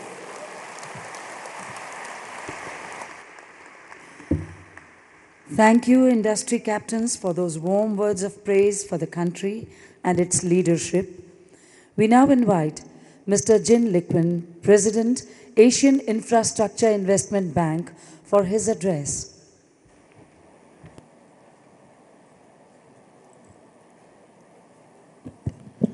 Honorable Prime Minister, Honorable Chief Minister, distinguished guests, ladies and gentlemen, I would like to begin by thanking the government of Gujarat for inviting me to participate in the inaugural ceremony of Vibrant Gujarat today.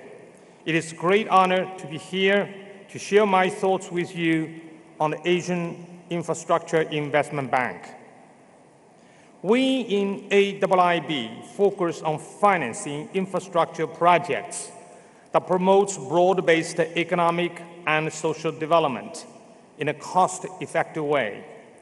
We want to facilitate connectivity and promote regional cooperation, supporting projects that are financially sustainable and environmentally friendly, and that meet the needs of the people. This new multilateral development bank was conceptualized based on the development experience of Asia's emerging market economies, including India, and developing countries in other regions. The bank's members come from all the continents across the world. This is an institution with 75% of the shares owned by the Asian regional members. It stands to reason that developing member countries have a big voice in a multilateral development bank, compatible with the ever-increasing shares in the global GDP. For the first time in history, we have a multilateral development bank where developing shareholders are the majority. And for the first time in history, developed countries' major contribution to such a bank has been appreciated in other than financial terms.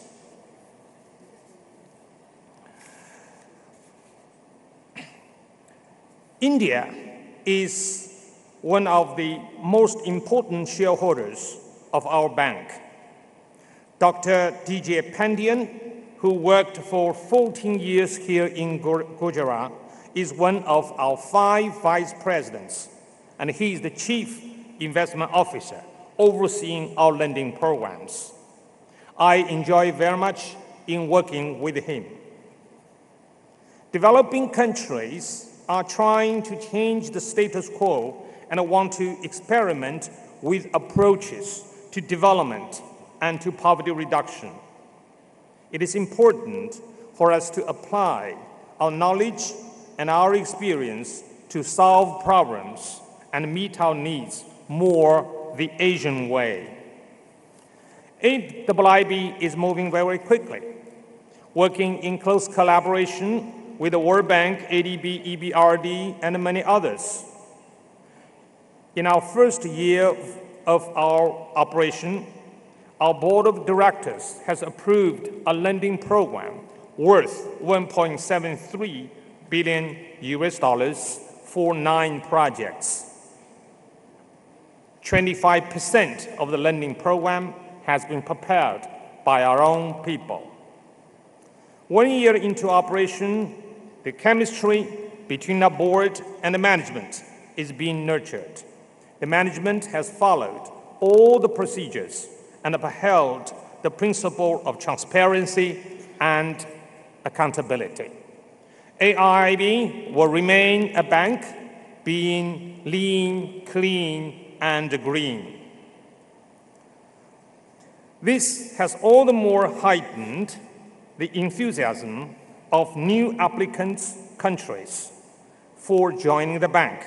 In 2017, we could see nearly 30 new members joining our bank. AIIB is well poised to weather any storm in the toughest of global economic and financial environment. Ultimately, our success depends on a clear roadmap, implementation of sound governance and management, and persistence in adherence to best practice and accountability. In my meeting with the Chief Minister this morning, I promised that AIIB will be moving very fast to invest in your infrastructure in Gujarat, invest in your future. Trust me, delivery of promise is a sovereign feature of our bank, indeed, of your bank. Thank you very much. Thank you, sir. We now invite leaders from our partner countries to give their special address. We invite His Excellency Dr. Rashid Ahmad bin Fahad, Cabinet Member and Minister of State, UAE.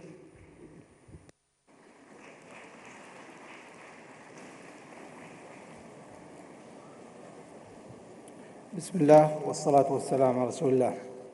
Honorable Prime Minister Modi, Head of State, Ministers, Excellencies, distinguished delegates, ladies and gentlemen, Assalamu alaikum. It gives me a great pleasure to be addressing such an immediate gathering today in the vibrant land of Gujarat. Let me begin by thanking the state government for inviting the UAE as the partner country and applaud its effort for organizing a summit of such a global scale. It is our first time as a partner country, and we hope that this will be just the beginning and our association with Gujarat grows stronger with each passing year. As this year, we are participating with more than 50 delegates across various sectors. Gujarat, a land synonymous with culture, commerce, it has not only given the world some of the most extraordinary and inspiring leaders of all time, such as the Mahatma Gandhi and Sardar Vallabhbhai Patel, but is also the home state of India's visionary Prime Minister Modi, and many successful Indian entrepreneurs and business families. India is an extremely important partner for us, and the historic ties between the UAE and India are witnessing a rapid and significant growth driven by the shared economic and strategic interests and close people-to-people contact. Ladies and gentlemen, at this stage, I think it would be fair to say UAE-India ties are stronger and more vibrant than they ever been. The UAE is the largest Arab investor country in India, accounting for more than 85% of total Arab investment in India. UAE is the 10th biggest investor in India.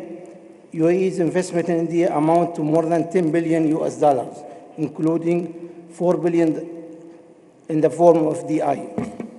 UAE's continued commitment toward investing in India's growth story can be testified by the fact that the UAE investment into India reached a historic jump of 1 billion US dollar only in the last year. Bilateral trade between the UAE has grown significantly from 180 million in the 1970s to more than 50 billion in the 2016. With immense growth potential, the UAE is India's third largest trade partner, while India stands as the UAE's largest trade partner. The visit of the Prime Minister Modi to the UAE in 2015 and the visit of His Highness Sheikh Mohammed bin Zayed Al Nahyan, Abu Dhabi Crown Prince and Deputy Supreme Commander of the UAE to India last year have given a new impetus and re-energized our partnership that have been growing steadily over the years. On this occasion, I would like to take the moment to thank the Indian government for its kind gesture for inviting His Highness Sheikh Mohammed bin Zayed as the chief guest for its Republic Day. The forthcoming of His Highness will be the second visit to India in less than a year. And this, I believe, speaks volume about the value that both countries place in our critically important relationship.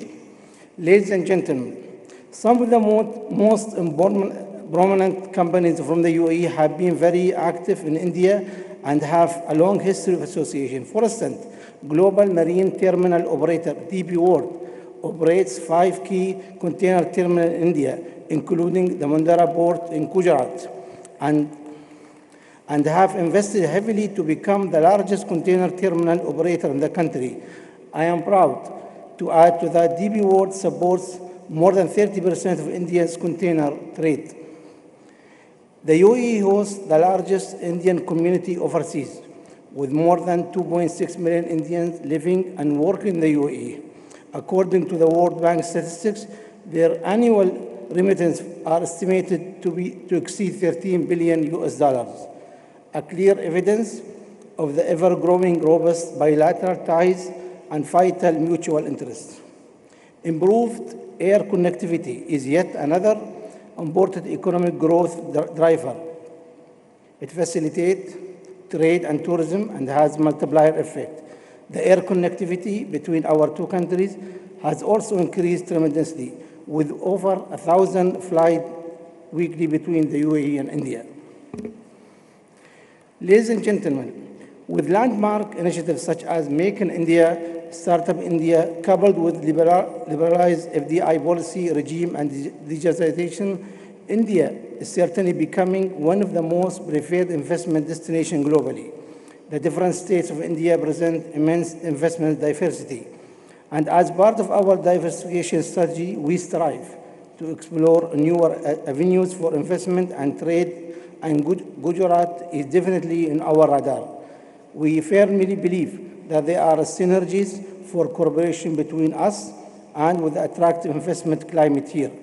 I'm confident that the UAE business will be keen to explore new opportunities and cooperation in many areas such as renewable energy, petrochemicals, gems and jewelries, pharmaceutical, financial services will be of particular interest to us.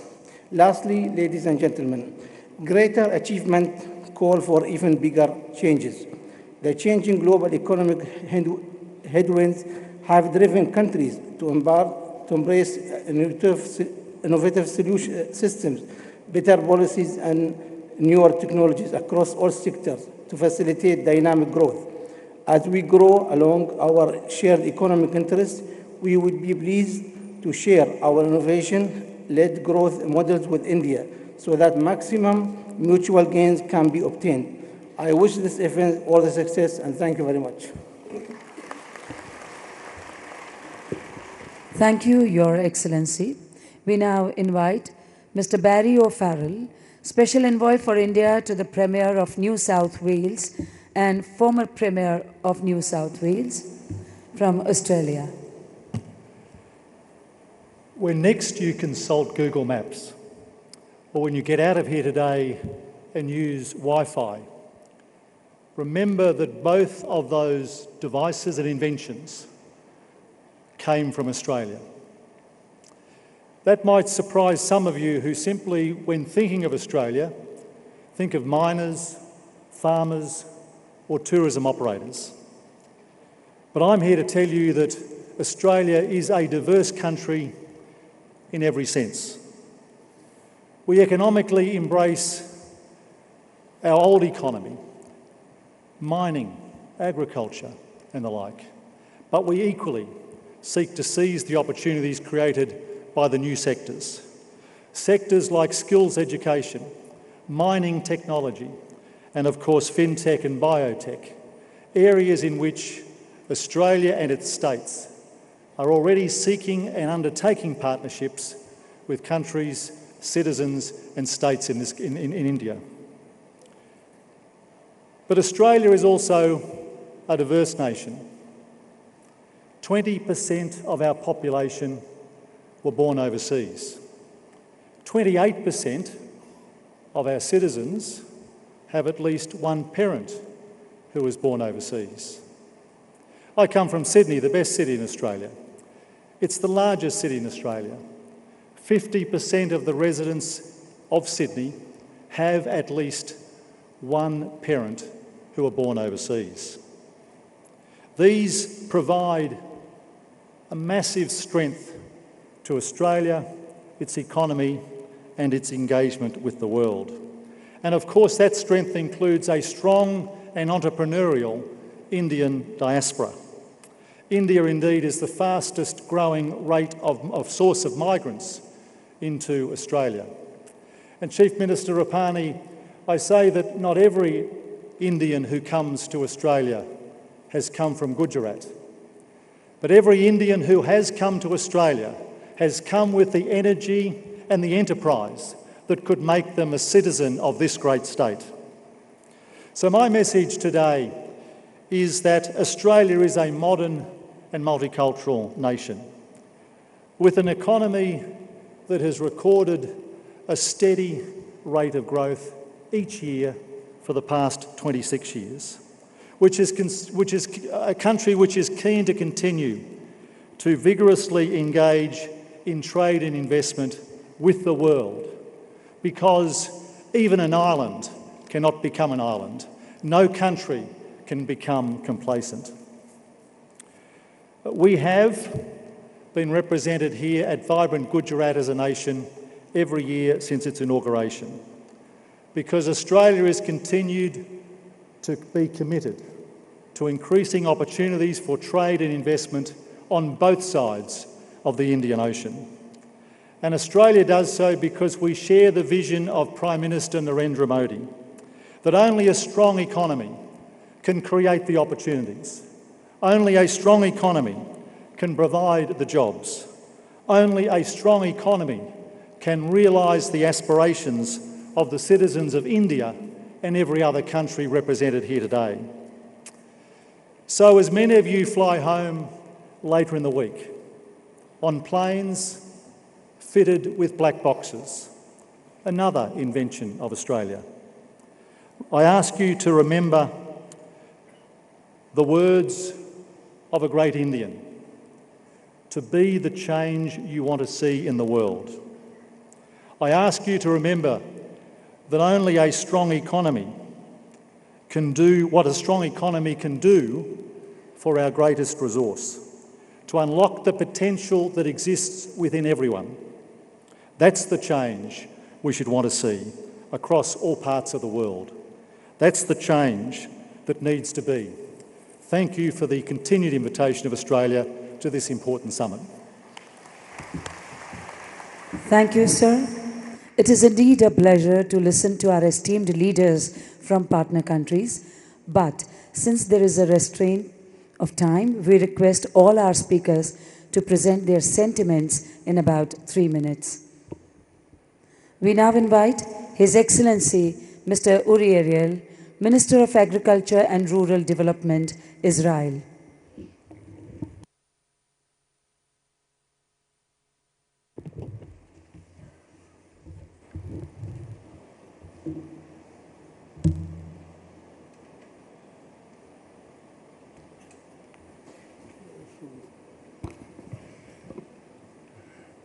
מכובדי ראש ממשלת הודו מר מודי, השר הראשי של גוג'ראט, נשיאים רואנדה ונשיא קניה, מכובדיי כולם. Honorable Prime Minister of India, Sri Narendra Modi, Honorable Chief Minister of Gujarat, Honorable Presidents of Rwanda and Kenya, distinguished guests, ladies and gentlemen. אני מתכבד לייצג את ישראל באירוע חשוב זה פה בוועידה הגדולה הזו. I am honored and privileged to represent the State of Israel, its government and people in the vibrant Gujarat 2017 summit. תודה מיוחדת לך, ראש ממשלת הודו, על כוונת הפנים החמה לה זכינו פה, על כל שיתוף הפעולה. A special word of thanks to the organizers of this impressive gathering and to you, Honorable Prime Minister Modi. Immense appreciation for your leadership of India in this historic endeavor. ישראל רואה חשיבות עצומה בהרחבת שיתופי הפעולה עם הודו ומדינותיה השונות, כפי שמודגש במסגרת ביקורנו. באתי להעביר מסר בשם ממשלת ישראל וראש ממשלת ישראל לממשלת הודו של חברות, מסר של מחויבות להעמקת שיתופי הפעולה בינינו על מנת להיטיב עם העמים של שתי המדינות. The State of Israel attributes the utmost importance and consideration to the widening cooperation with India and its various states. I am therefore bringing the government and the people of Israel to the government and people of India a message of friendship and partnership, a message of commitment to furthering our continued cooperation for the well-being of both nations. פעם נוספת אנחנו בהודו על מנת להציג את סיפורי ההצלחה של מערכת היחסים בין שתי המדינות, וזאת לטובת שיפור חייהם של אזרחי שני המדינות. ברצוננו לשלב ידיים בתחומים נוספים מעבר לשיתופי הפעולה הקיימים עד היום, וכל זאת לטובת המחר. We are here again in India to present the success stories of this special relationship, share and discuss future endeavors for the benefit of our respective people economies, and explore how we can join hands together in a variety of domains of cooperation, even more than we did until today, for a better tomorrow. אדוני ראש הממשלה, גבירותיי ורבותיי, הודו וישראל שתי דמוקרטיות, שתי אומות עתיקות, גאות בהיסטוריה ובמסורת שלהם ומשתוקקות לנצל את ההזדמנות לעתיד טוב יותר. בואו נעשה זאת ביחד.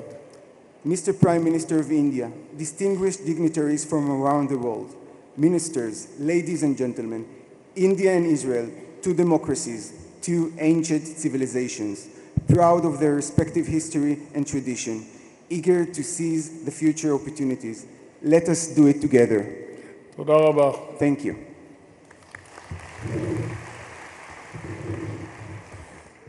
Thank you, sir. We now invite His Excellency Mr. Lars Christian Lilleholt, Energy, Power and Thermal Minister from Denmark.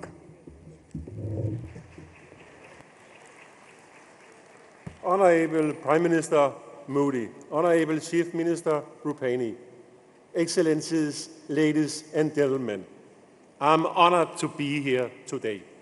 Denmark has now been a part of the vibrant Gujarat movement for many years. But 2017 is special, not least because Denmark this year is a partner country. 2017 is special for another reason. Exactly 100 years ago, two Danes, Anne-Marie Petersen and Esther Færing, visit Mahatma Gandhi and his family in his ashram here in Gujarat. When they left his ashram on January 9, 1917, a strong and lifelong friendship had been made. The two decided to support Gandhi in his fight for India's independence and freedom. This came at a great personal cost to them. Denmark wants to continue to be a part of India's impressive development. Let me from this podium pay tribute to Honorable Prime Minister Narendra Modi's contributions to Gujarat and India's development. And let me say this, Denmark wants to be part of India's development and rise. Not only your green and white revolutions, but also your blue water revolutions and your saffron energy revolution, and all other positive revolutions that will take place in the future, and which will take India to its rightful position as a global power. We have much to offer to India. In my delegation, I have world-leading companies in wind power and water management technology. They represent the best of Danish skills. Also within the maritime sector, in agriculture, and in smart cities. I'm honored to be heading this group of companies. We are here to continue the strong tradition of Indo-Danish cooperation. I thank our gracious host for their wonderful hospitality and wish all you a successful vibrant Gujarat.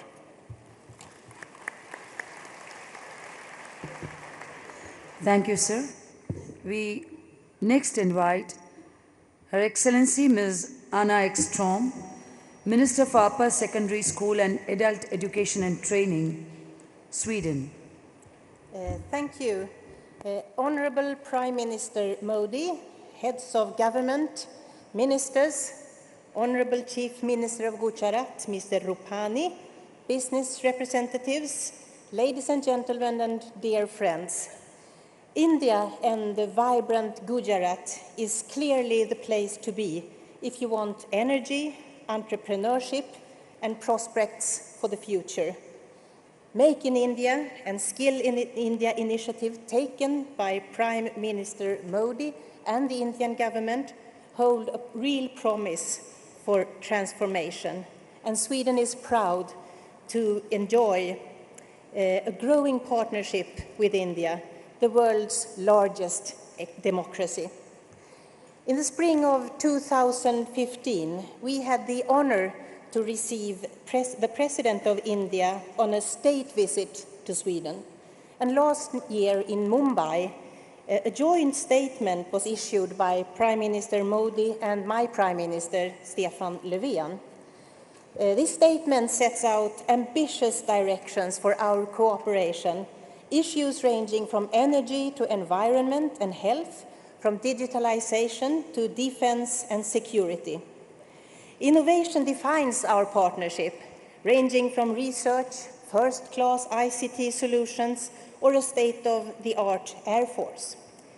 We are indeed amazed by modern Indian innovation, not least the use of the number 0, 1/2 of the binary code. And we see that Indian tech companies are investing in Sweden.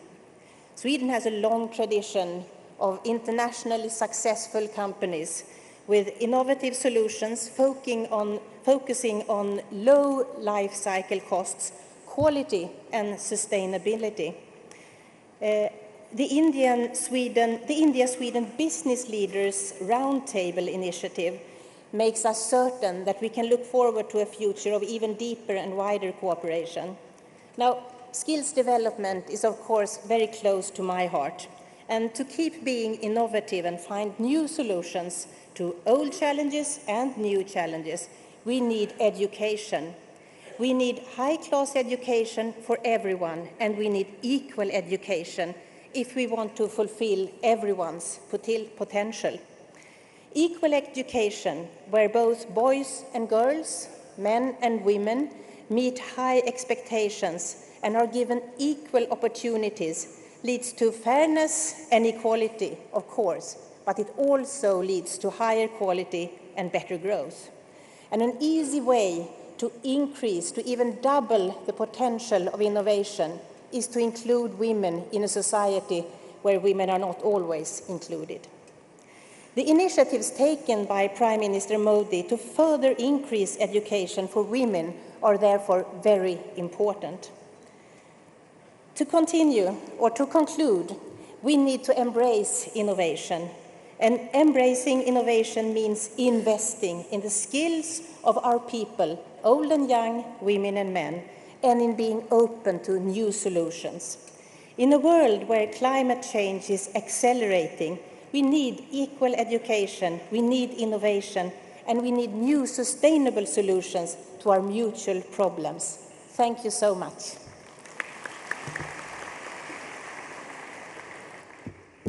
Thank you, Your Excellency. We now invite the Honorable Mr. Amarjeet Sohi, Minister of Infrastructure and Communities, Canada.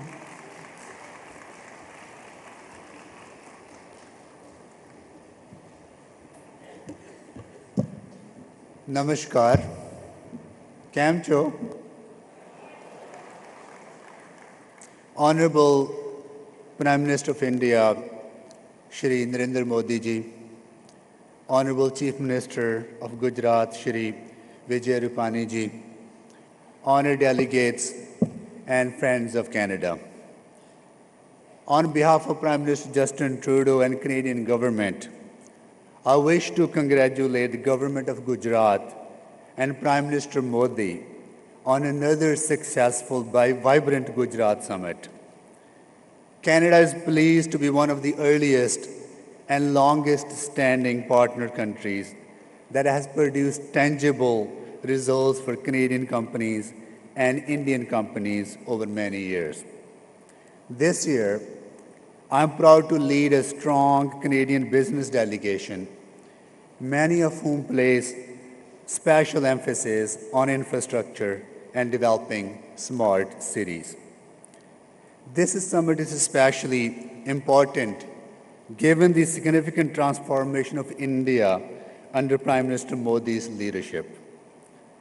Canada very much supports the wide-ranging economic reforms implemented by his government, and we are seeing tangible results with much greater Canadian investment in the country over the past 18 months.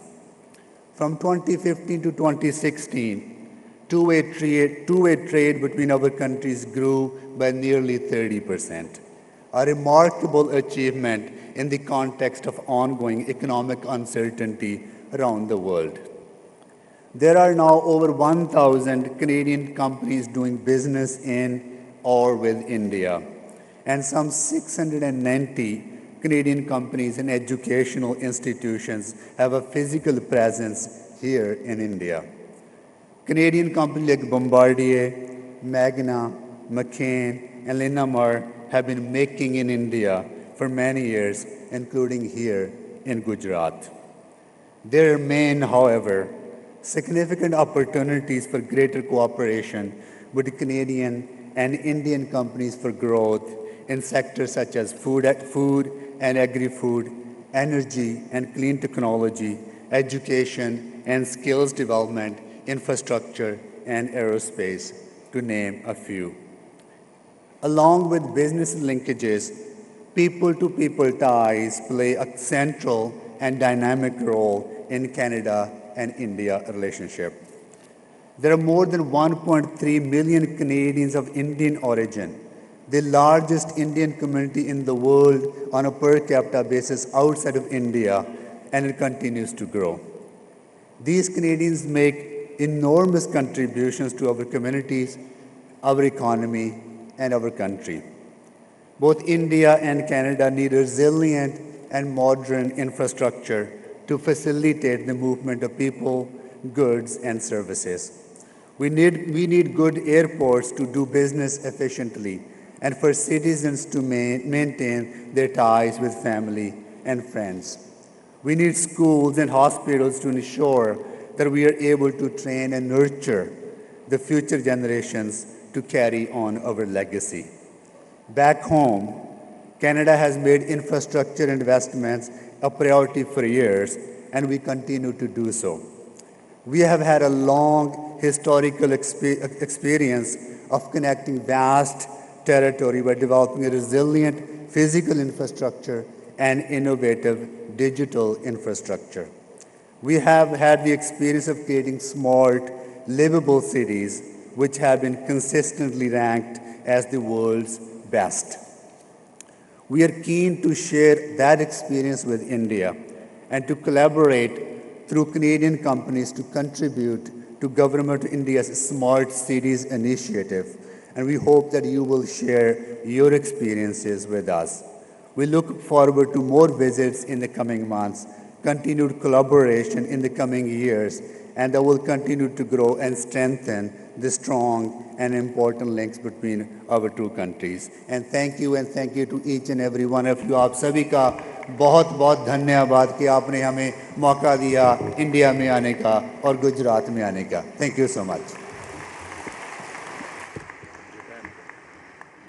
We now invite His Excellency Mr. Hiroshige Sekko, Minister of Economy, Trade and Industry, Japan.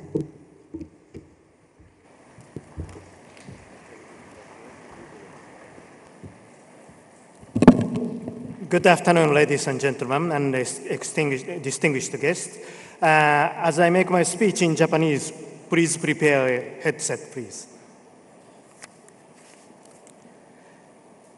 ご紹介ありがとうございます。日本の経済産業大臣の世耕でございます。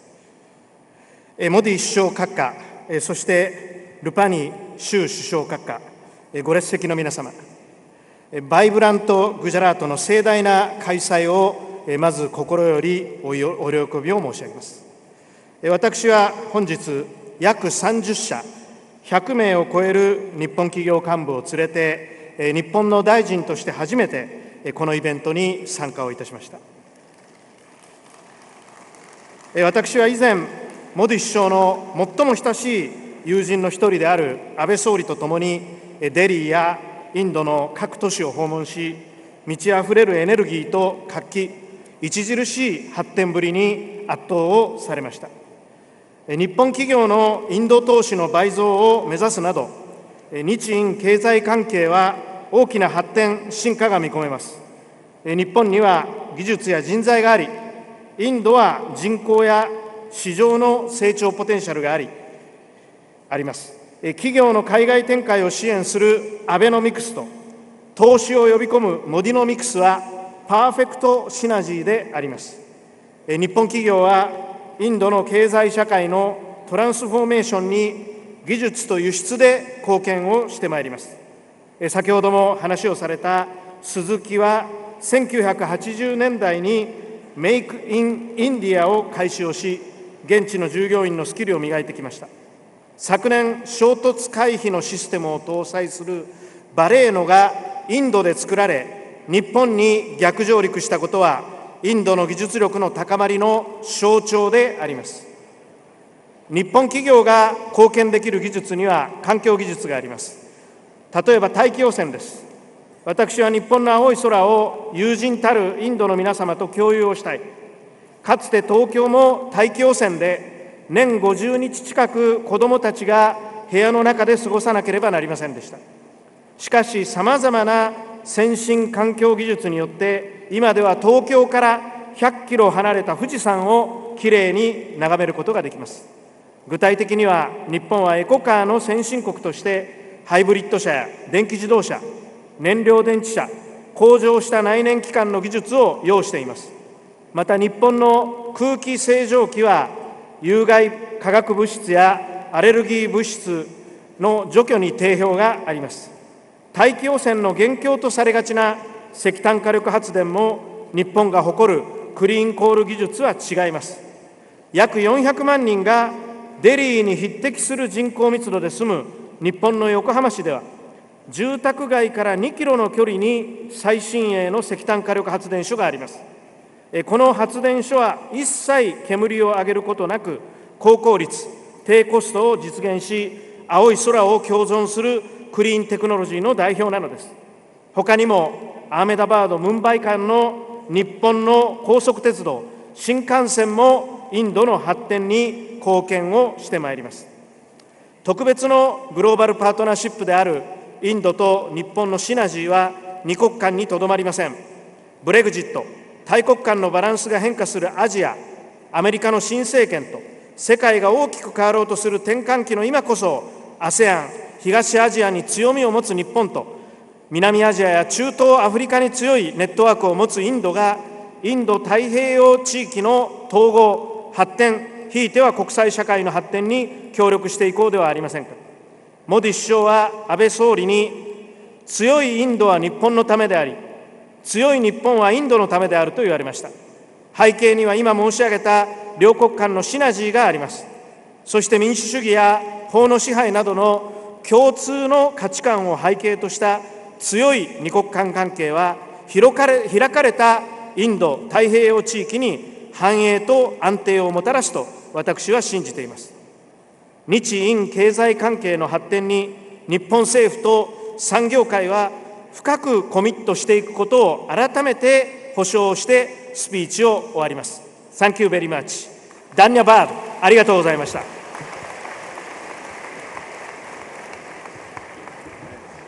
Thank you, sir.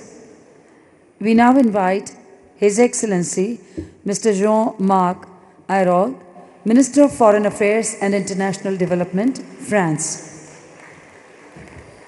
Prime Minister Modi, Chief Minister Rupani, ministers, elected official business leaders, dear friends.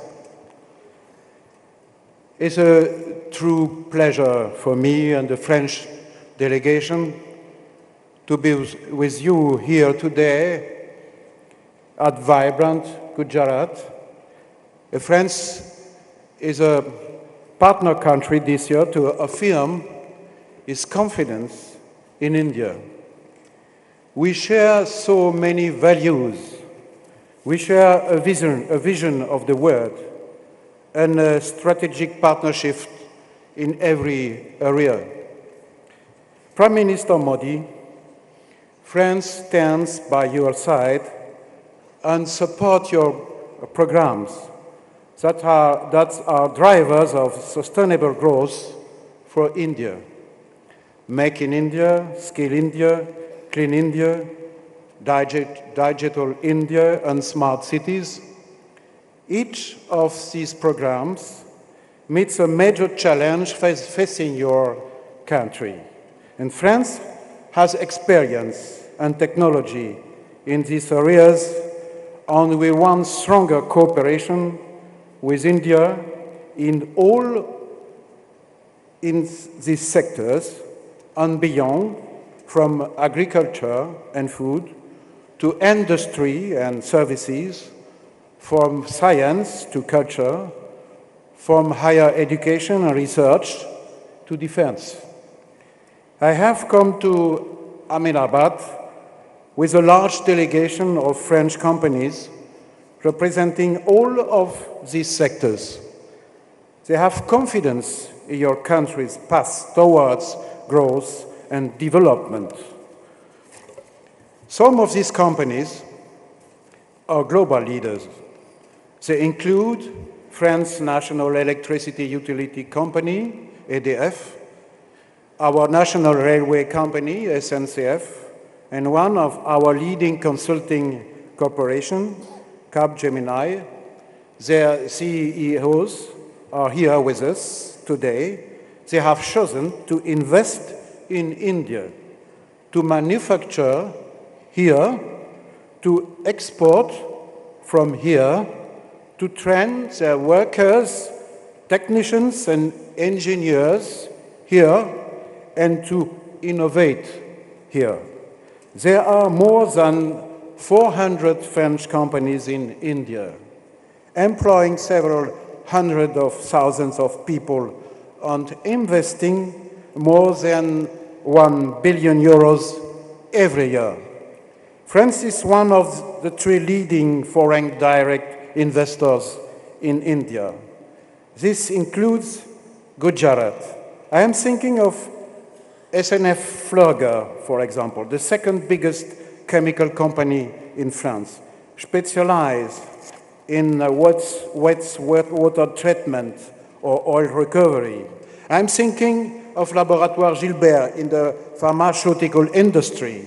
I am also thinking on the CM8CGM group, which has built a container terminal in the port of Mundra. French companies are helping to drive your economy, and we have some wonderful success stories. One of them is Renault, the leading foreign car manufacturer on the Indian market with Quid, developed in India and manufactured in Chennai. Everyone will have the opportunity to discover it here today. I could also mention Decathlon, the French sporting goods retailer, which has opened nearly 50 stores all over India. The French startup BlaBlaCar, with its carpooling application, is growing rapidly on the Indian market. The Indian economy is also full of promise. When it comes to renewable energies, India had a large hand in the success of the Paris Agreement on climate change. I commend your goal to achieve an electricity mix made up of 40% non-fossil fuel by 2030. French technologies developed by EDF or other smaller companies can contribute to this. But India, dear friends, is also a global economic actor, and its industries have ambitions throughout the world. And France is the leading destination in Europe for foreign investment in industry. France will continue to provide sustainable access to the world's largest global market, the European Union. Several Indian companies have already made this choice. I am thinking of the recent example of Mahindra, which has acquired a majority stake in Peugeot scooters. Dear friends, France is open to all Indian investments. On this opening day of the vibrant Gujarat Global Summit, allow me to celebrate with you the economic partnership between India and France. And I am sure it will be even stronger by the end of the day in the interest of our two countries.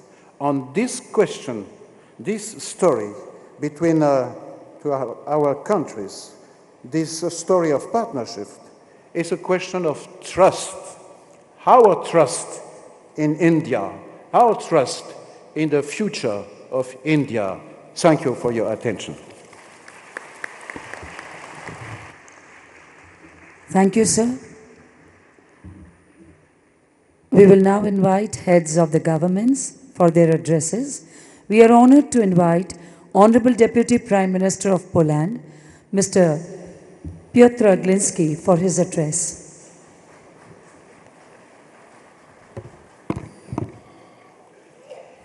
Excellency Shri Narendra Modi, Prime Minister of the Government of India, Excellency Shri Vijay Rupani, Chief Minister of Gujarat, distinguished representatives of the governments of countries participating in this event.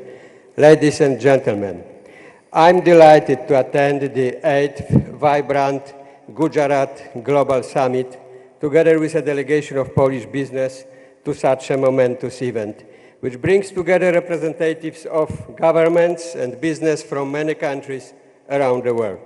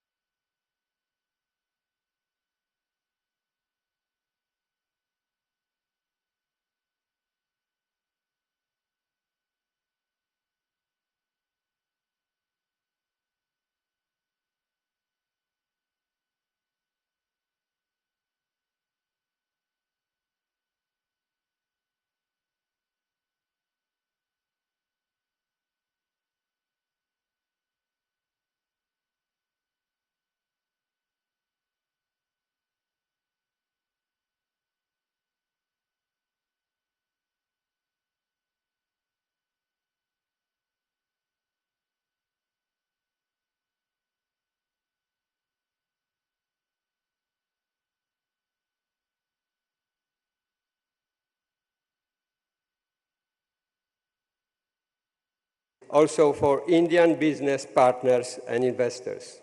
Ladies and gentlemen, economic prosperity and well-being depends on our activity and creativity. We, people, politicians, citizens, can. We really can. We can change our surroundings, well-beings, living conditions. We can overcome obstacles. Almost everything depends on us. That's why we can break records also in economy. Last year, Indian-Polish economic exchange increased in almost 30% due to our common strong will and our hard work. I'm fully convinced that it can be doubled in coming years. Ladies and gentlemen, we are all living in a dangerous and challenging times. Terror attacks in Istanbul, Paris, Brussels, Berlin, and here in India, in Mumbai, Uri, and Pathankot, have demonstrated that terrorism has no boundaries and that it is a global threat. I'm convinced, however, that the common values of tolerance and democracy that Poland shares with India form a very good basis for cooperation. I also believe that both our countries will soon become the non-permanent members of the United Nations Security Council to make further contributions to the maintenance of international peace and security. Thank you for your attention.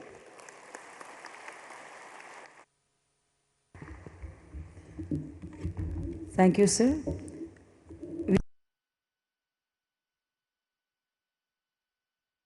Dmitry Rogozin for his address.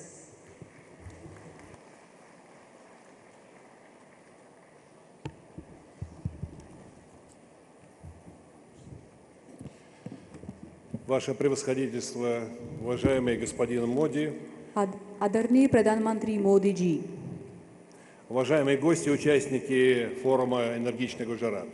आदरणीय मेहमान vibrant Gujarat के सहभागियों को Прежде всего, примите слова приветствия от президента России Владимира Путина и правительства России. सबसे पहले मैं रूस के राष्ट्रपति व्लादिमीर पुतिन की ओर से और रूसी सरकार की ओर से हार्दिक शुभकामनाएं दिलाना चाहता हूं।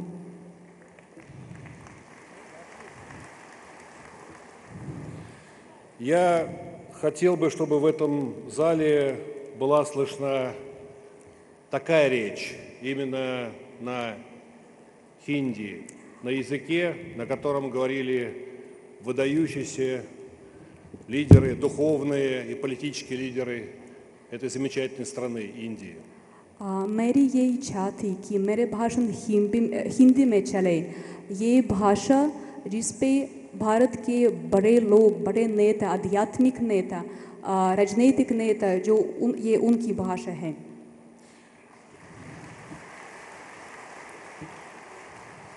Сегодня утром мы посетили с нашей делегацией, в нее вошло 60 человек, представляющие ведущие деловые круги России, посетили святое для каждого человека, живущего в Индии, любящего Индию место. Это дом, где жил и работал Махатма Ганди, где он отправился в свой соляной поход.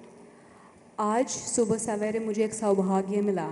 मैं और रूसी प्रतिनिधि मंडल जिसमें 60% की ज़्यादा है, हम महात्मा गांधी के घर पे उधर देखने को गए, जो वहाँ पे वे काम करते थे, जो वहाँ पे वे रहते थे। Считаю, что когда мы находимся в Гуджарате, обязательно всем иностранцам надо побывать в этом месте, для того, чтобы понять душу, волю и характер индийского народа. मेरे ख्याल से ये हर इंडिया के लिए एक पवित्र स्थल है और हर एक विदेशी के लिए जो गुजरात में आता है, जो भारत में आता है, वहाँ पे जाना बिल्कुल ज़रूरी है। И нам очень близки слова премьер-министра Индии господина Моди, который ориентирует всех иностранных инвесторов к тому, чтобы они делали заводы, предприятия, инвестиции, вкладывали непосредственно в Индию. Это тоже новый соляной поход, который сегодня осуществляет руководство Индии, строя новое индустриальное сообщество, новую современную Индию.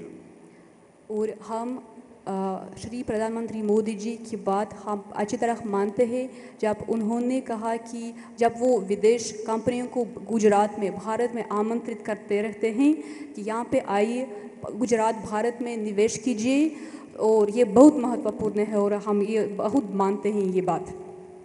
Для нас штат Гуджарат очень интересный. Многие российские компании уже открыли здесь свои предприятия, строят заводы. Компания «Роснефть» сегодня вложила большие средства в нефтеперерабатывающий завод в Водянаре. Наши компании также создают совместное производство с индийскими компаниями по производству и автомобильных платформ КАМАЗ, и бутилкаучука. Это новое производство, которое создает новые рабочие места в Индии. और गुजरात रूसी कंपनियों के लिए बहुत दिलचस्प है. यहाँ पे बहुत सारे कंपनियाँ रूसी कंपनियाँ मौजूद है. उदाहरण के लिए रूसी कंपनी रोसनेफ्ट यहाँ पे बहुत सारे निवेश कर रहा है और ये कंपनी ने वादीनार में एक रिफाइनरी खरीद लिया, वो वहाँ पे एक रिफाइनरी बना रहा है और आदि इंडियन पार्टनर्स के साथ जॉइंट वेंचर बना रहे हैं रूसी कंपनी, बहुत तरह से कंपनी. उदाहरण के लिए एक रूसी कंपनी कामाज जो एक ट्रक निर्माता है, यहाँ पे उनका एक जॉइंट वेंचर होने वाला है और बुतिल रबर के क्षेत्र में भी एक और प्लांट होने वाला है इधर गुजरात में. Нас очень заинтересовали предложения премьер-министра Индии господина Моди относительно того, чтобы внимательно посмотреть на огромные перспективы производства молочной продукции в штате Гуджарат, а также на участие в том деле, в котором штат Гуджарат имеет абсолютное первенство в Индии, это обработка алмазов. और जो प्रधानमंत्री मोदी जी ने जो प्रस्ताव रखा, मतलब तो दूध उत्पादन के क्षेत्र में और डायमंड उद्योग के क्षेत्र में, यह हमारे लिए भी दिलचस्पी की बात है. Я думаю, мы все внимательно отнесемся к этим предложениям и думаю, что скоро мы не узнаем этот штат Гуджарат, он превратится действительно в лидера промышленного производства в рамках той стратегии, которую предложил премьер-министр «Make in India».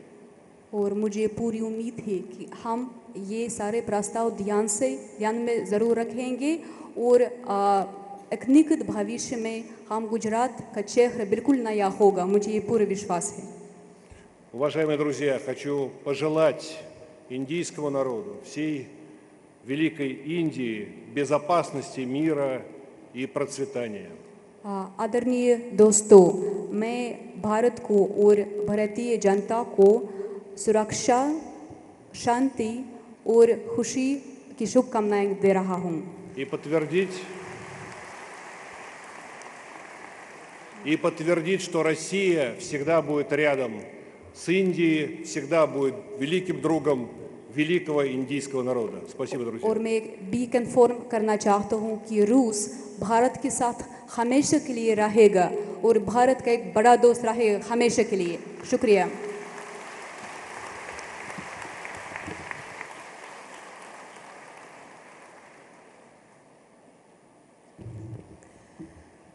Spasiba. And we now we are honored to invite Honorable Prime Minister of Serbia, Mr. Aleksandar Vučić, for his address.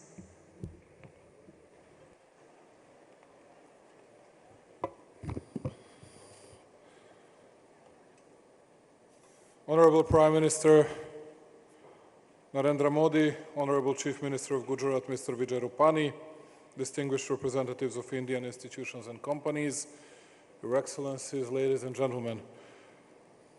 I know actually that most of you, or all of you, are waiting for the speech of the Prime Minister of India, not for our speeches, and that's why I'm going to be as brief as it is possible. Coming from the relatively small country in Southeast Europe, and very proud to represent my people, which have always been very friendly to great Indian state, to great Indian country, and have to say that you will always be able to count on Serbia as a loyal, reliable, and a true friend regarding international stuff and different international issues. Also, would like to say that I didn't expect that many CEOs became political actors as we saw it today, and I'm going to say only a few words that we brought at least several companies from Serbia willing to invest into India. We'll do our best to attract as many Indian investors as it is possible to our country, and absolutely certain that we'll provide the best possible terms, the best possible conditions for Indian companies, and I'm sure that Serbian companies will find a very fertile ground, a very fertile soil for their investments here in India and in Gujarat in particular. Wanted to say that I have just come here to boast ourselves of and Serbia's government with great results, with a very low inflation rate, with a good growth rate. Then I noticed that Prime Minister Modi got the very best results almost in the world, and I'm a bit ashamed I'm not going to mention even our numbers. And congratulations, Prime Minister Modi, to you and to your country on a very great numbers. And I'll do my best to keep on reminding you that you promised me today morning that you're going to visit Serbia, and we are waiting for you in Serbia. We'll be waiting for you, and we'll be hosting you in the best possible way. Wish you all the best, and Serbia will always be a reliable partner to India. Thank you very much. Thank you, sir. We are honored to invite Honorable Prime Minister of Portugal, Mr. Antonio Costa, for his address.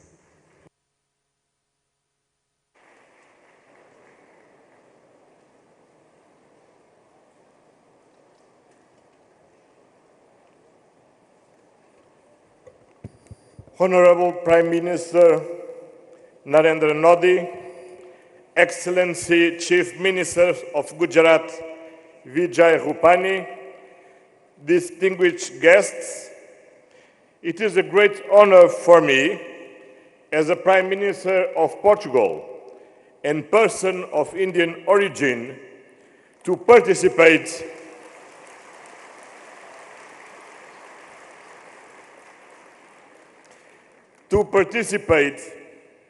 in this inauguration ceremony of the vibrant Gujarat Global Summit 2017.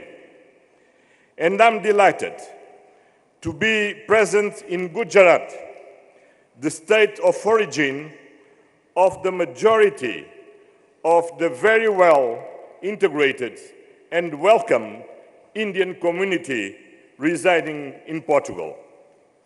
I would like to congratulate the Prime Minister Narendra Modi for as Chief Minister of Gujarat having the inspiration to create this event, and Vijay Rupani for organizing this 8th edition.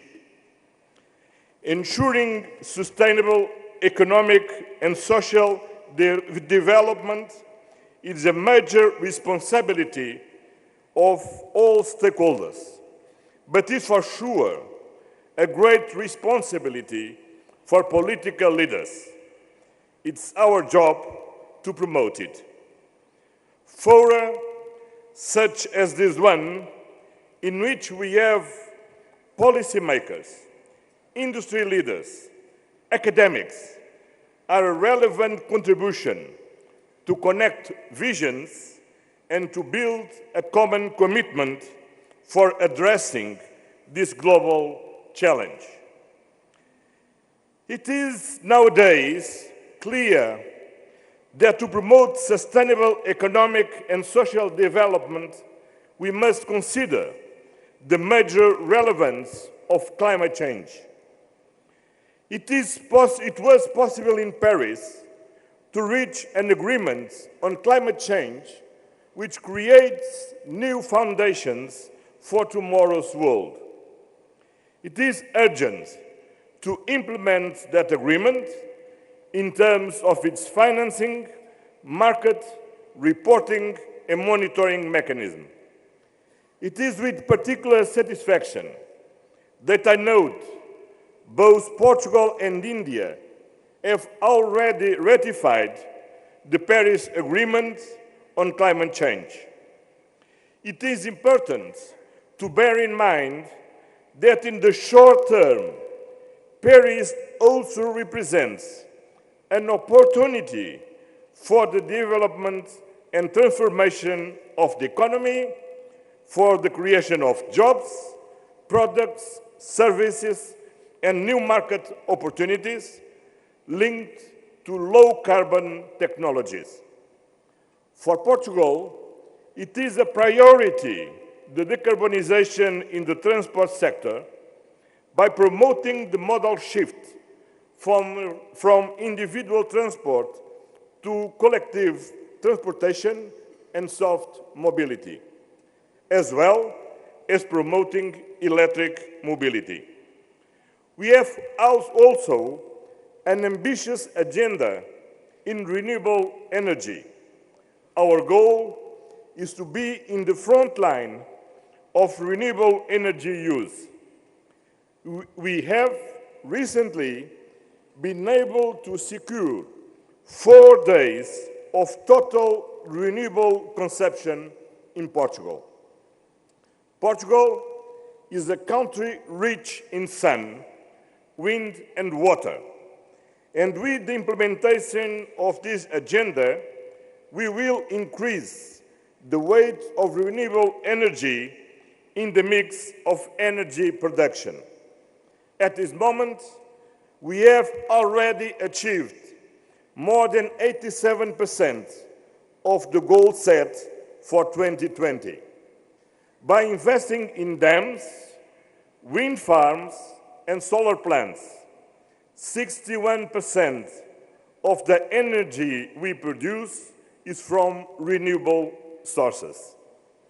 We are also developing policies and initiatives in the fields of urban rehabilitation focused on energy efficiency and circular economy to promote the efficient use of resources and reduce emissions from production processes and final wastes. As you can see, these priorities are aligned to those pursued in India in programs such as Smartest Cities India, the Green Urban Transport Scheme, or the Right to Light Scheme, just to refer some. In today's world, cooperation and partnership among countries or regions are fundamental. We may improve our citizens' life by exploring business opportunities that create value and employment. It is well known that Portugal and India have a centuries-old relationship based on historical, cultural, and personal ties. But despite those old ties, the economic relationship between Portugal and India is still quite incipient. The aim of my visit to India is to contribute to change the situation by renewing and adapting our relationship to address both present and future challenges. We want to enhance our ties and to extend them to a strategic partnership with ambitious targets in new areas of cooperation. Sustainable development is a very good opportunity for start up this strategic partnership for the 21st century. The contacts with the government of India or with Indian business during the last few days confirmed that opportunities for cooperation in science and technology, renewable energy, infrastructures, startups, agriculture and food processing, water and waste management, tourism, pharmaceuticals, automotive products and defense. India and Portugal have complementary economies and they can take advantage of being part of different regions and markets. There are great opportunities that can be explored both in terms of trade or investment. Some Portuguese companies are coming with me and will for sure take advantage of this event to interact with companies from India. I expect that my visit to India and my participation here in this vibrant Gujarat Global Summit 2017 will contribute to strengthen the ties between our two countries and to promote the sustainable economic and social development both of India and of Portugal. I'm sure that with Prime Minister Modi, after a vibrant Gujarat, after a vibrant India, we will have vibrant relations between India and Portugal. Thank you very much. Thank you, sir. We are honored to invite President of Rwanda, His Excellency Mr. Paul Kagame, for his address.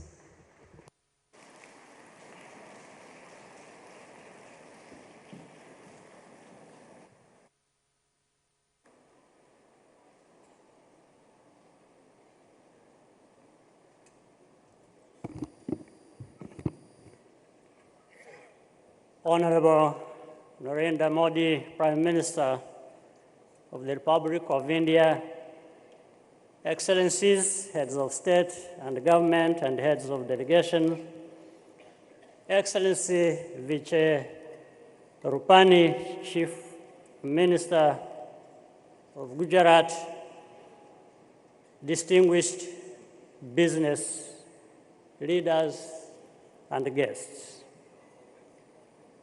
It is a pleasure to be back in India and particularly to be here in beautiful Gujarat. I would like to thank Prime Minister Modi and the government of India for your invitation and warm hospitality. Rwanda and India share more than long historic ties. We also have common aspirations for the well-being and prosperity of our people. Indian investors and East Africans of Indian origin continue to make important contributions to our region's dynamism. Trade between India and Rwanda is growing. Indian businesses in the manufacturing and other sectors are playing a role in our economy as long-term investors. But there is much more potential for investment and joint ventures. Like India, Rwanda seeks economic development and long-term transformation by unleashing the potential of our citizens to be more productive and through beneficial partnerships with the private sector and technology investments. This is also the main goal of ongoing work to deepen regional integration in East Africa, particularly through projects that support integration. By widening our markets, easing travel, trade and business, and embarking on major joint infrastructure projects, we want to maximize opportunities for investment and ensure inclusive growth for years to come. In a rapidly changing world, we have the opportunity to further diversify African exports to India beyond oil and minerals, to stronger, profitable partnerships in other areas, including technology, manufacturing, agriculture, tourism, education, and healthcare. The vibrant Gujarat Global Summit is a valuable platform to strengthen mutually beneficial initiatives in all these and other sectors. Attracting investment is a priority for Rwanda.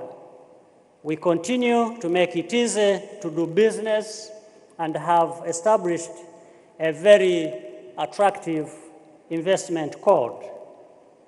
We are ready to discuss business and investments right away. The Rwandan private sector delegation that is here in Gujarat is keen to meet counterparts and explore prospects.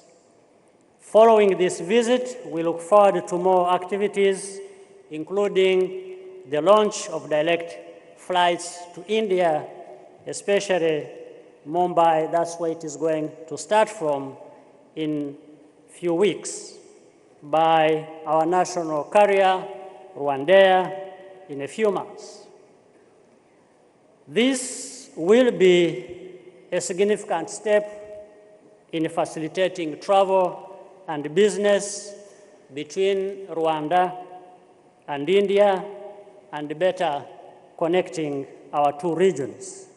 We have every reason to succeed in our efforts. India's familiarity with the East African region and your long tradition of successful businesses is a good match for the ambitions and vast opportunities available in our countries. We are here to make it work. I thank you and wish all of us a fruitful summit. Thank you very much, sir. We are honored to invite President of Kenya, His Excellency Honorable Uhuru Kenyatta, for his address.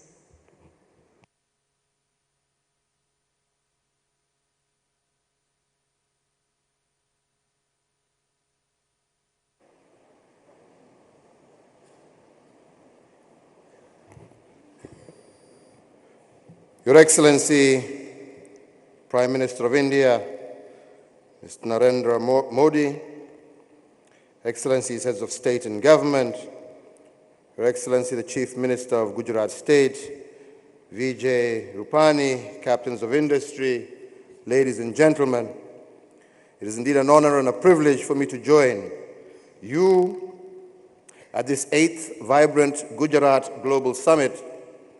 And may I take this early opportunity to thank Prime Minister Modi and the Chief Minister of Gujarat for inviting me to this important summit.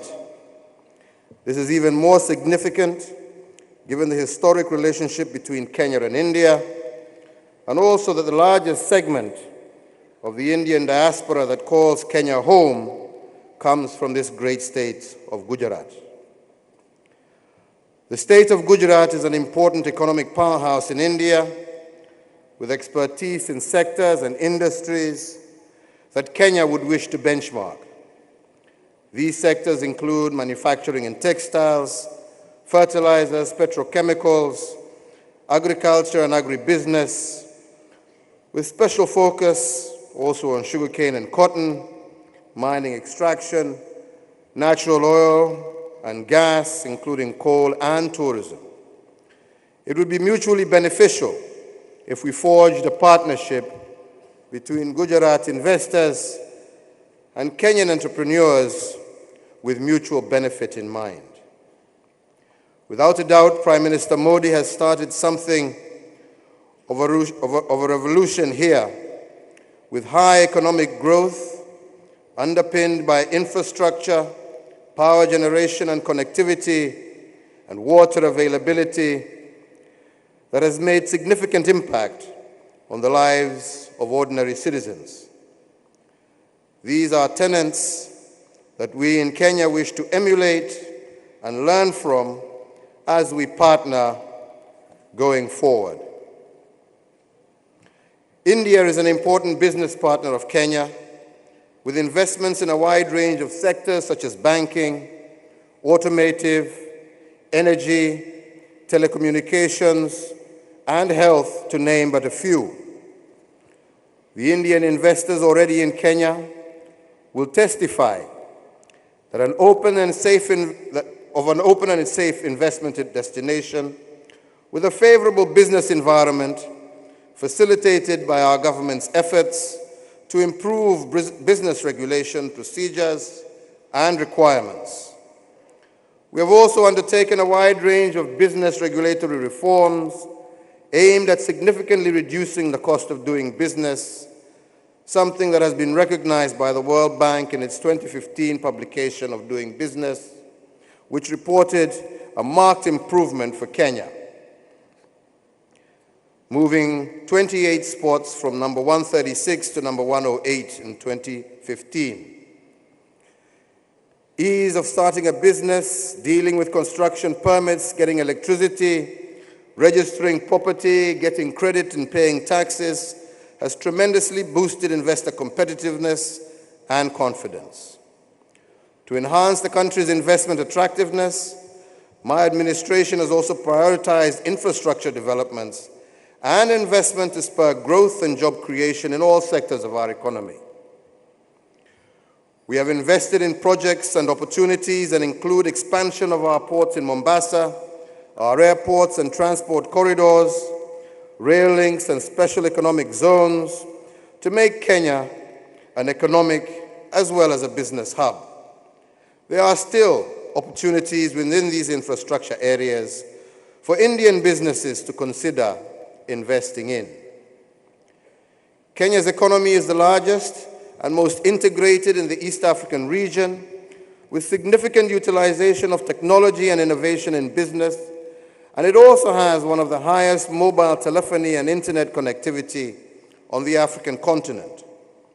The country also has a well-educated, sophisticated, creative, and enthusiastic human resource pool and an advanced financial services sector to serve any kind of investment. And Kenya's central geographical position in the East and Central African region is ideal for investors to use as a launch pad to penetrate the enormous market of over 650 million people of the tripartite free trade arrangement area, which brings together 26 countries in northern, eastern, as well as southern Africa. There are already quite a number of multinational companies with their regional offices in Nairobi, a major regional business and media hub, and you are all invited to join them. I believe this demonstrates that you can have confidence in investing in our country, and indeed, Kenya is proving to be an economy that is stable and growing, with the African Development Bank indicating its 2015 outlook that Kenya defied both domestic and global challenges to attract US $1.9 billion in foreign direct investment in 2015.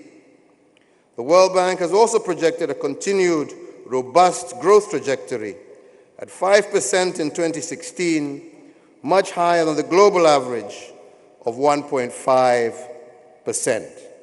Indeed, Bloomberg in 2015 reported that Kenya was the third fastest growing economy in a global survey of 57 economies, putting Kenya alongside China, India, Philippines, and Indonesia as the only economies that were expected to attain over 5% growth in 2016.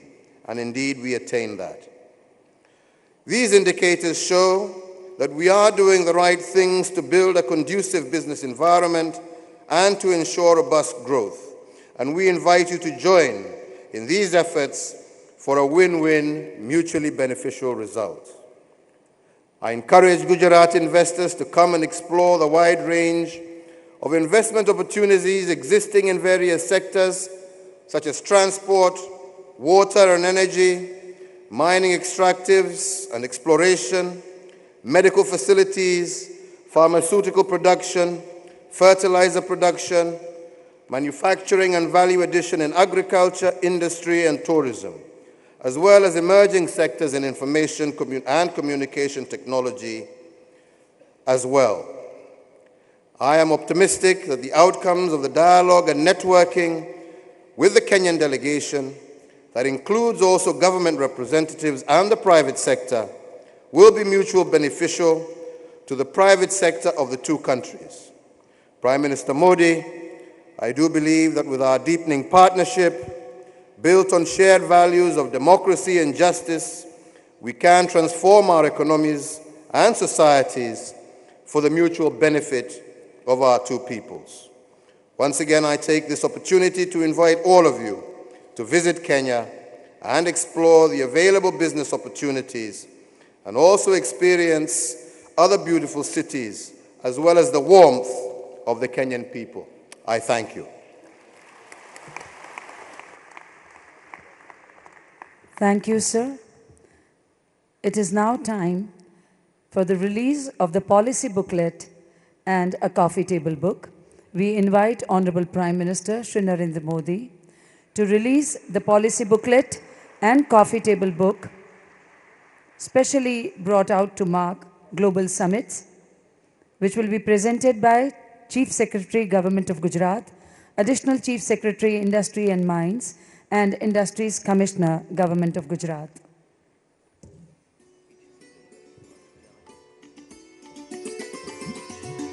Gujarat has always been a policy-driven state and has taken a leap ahead with developing a compendium of 18 state policies from industrial to agri-food processing to startups.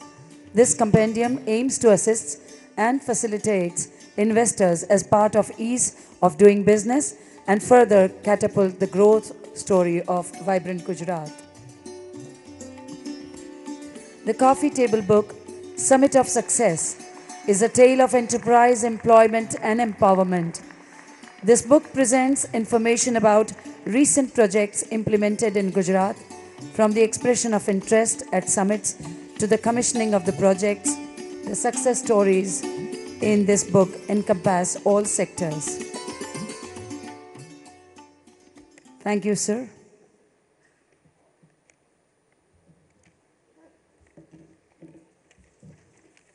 Honorable Prime Minister of India, Shri Narendra Modi, is a visionary leader working in the mission mode to realize his supreme dream of regenerating and transforming India. His governance model, a development plus model to develop brand India, is based on bold initiatives such as Make in India, Startup India, Skill India, Clean India, Digital India, and financial inclusion.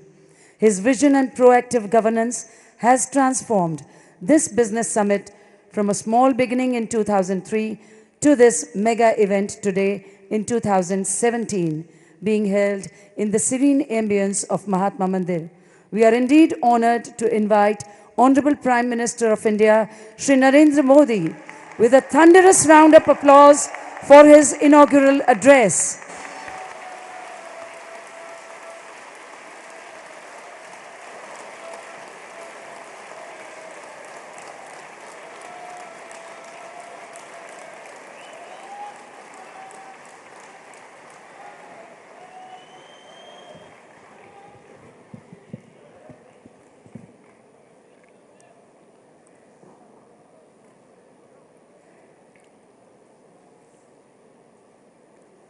His Excellency, the President of Kenya, His Excellency, the President of Rwanda, His Excellency, the Prime Minister of Portugal, His Excellency, the Prime Minister of Serbia, His Excellency, the Deputy Prime Minister of Russia, His Excellency, the Deputy Prime Minister of Poland, Governor of Gujarat, the Chief Minister of Gujarat, ministers, excellencies, and distinguished dignitaries from India and abroad, captains of business and industry, ladies and gentlemen,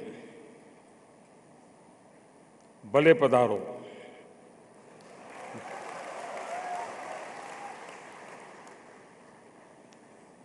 I welcome you all to the vibrant Gujarat Summit. I also wish you a very happy, prosperous, and successful New Year.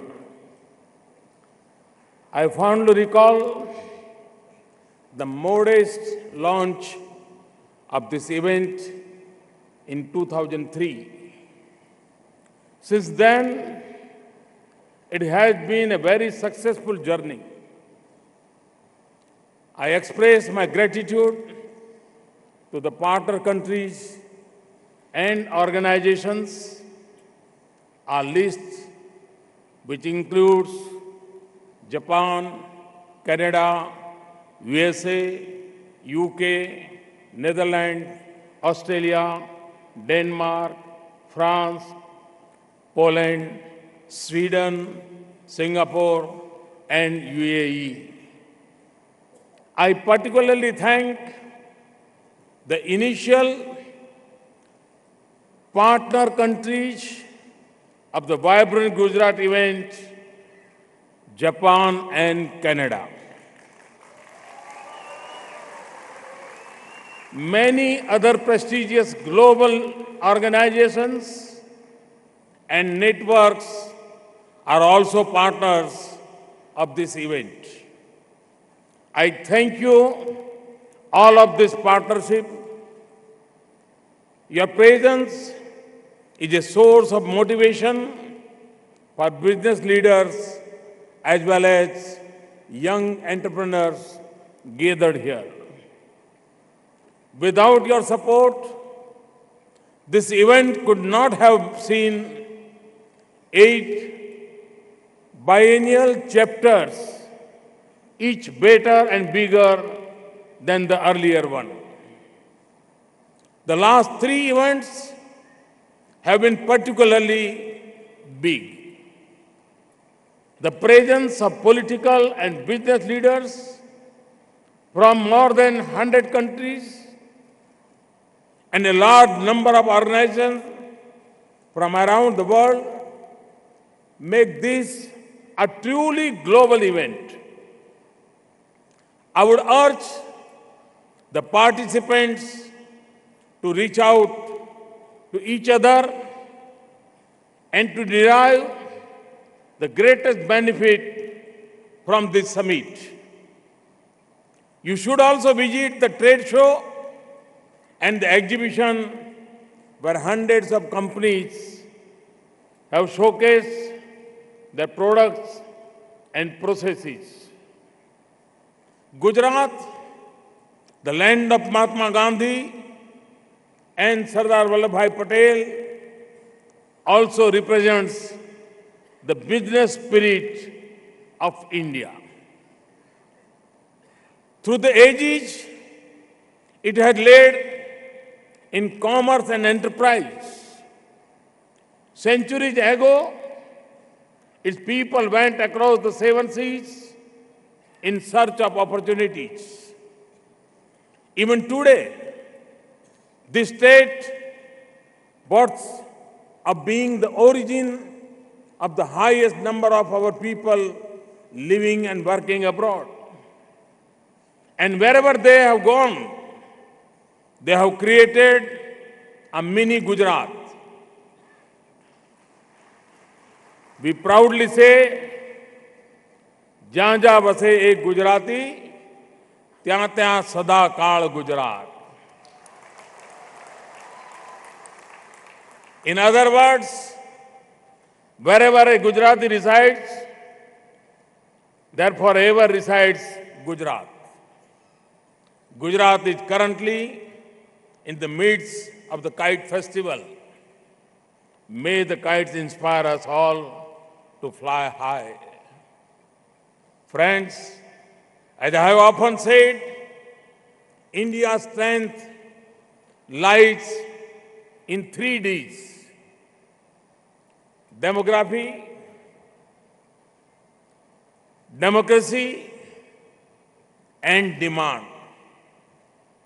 Our biggest strength is the depth of our democracy. Some people say that democracy cannot deliver effective and fast-track governance. But we have seen in the last 2.5 years that it is possible to deliver quick results in a democratic setup as well. Over the last 2.5 years, we have also evolved a culture of healthy competition among states. States are being rated on parameters of good governance. The World Bank is helping us in this process. Coming to demography, ours is a nation of a vibrant youth. The disciplined, dedicated, and talented youth of India offers a globally unmatched workforce. We are the second largest English-speaking country. Our youth are not merely looking for jobs. They have begun taking risks and often prefer to become entrepreneurs. On the demand front, our rising middle class offers a huge domestic market.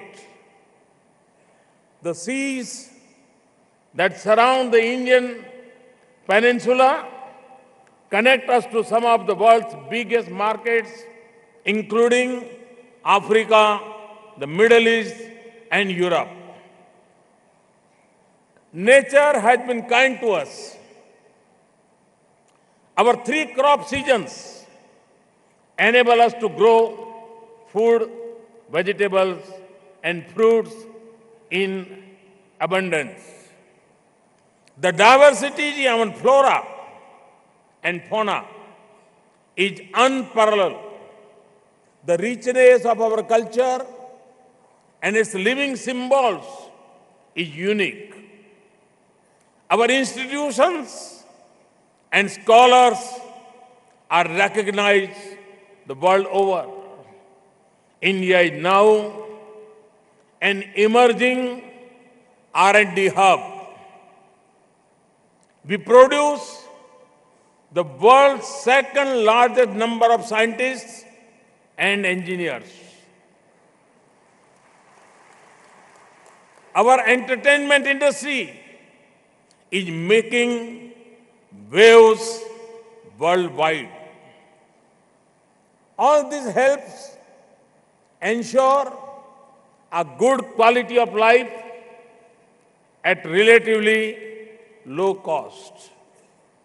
Friends, our government was elected first and foremost on the promise to provide clean governance and end the prevailing regime of corruption and nepotism.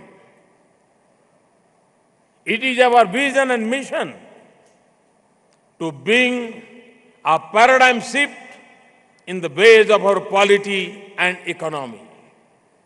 We have taken a series of decisions and steps in this direction.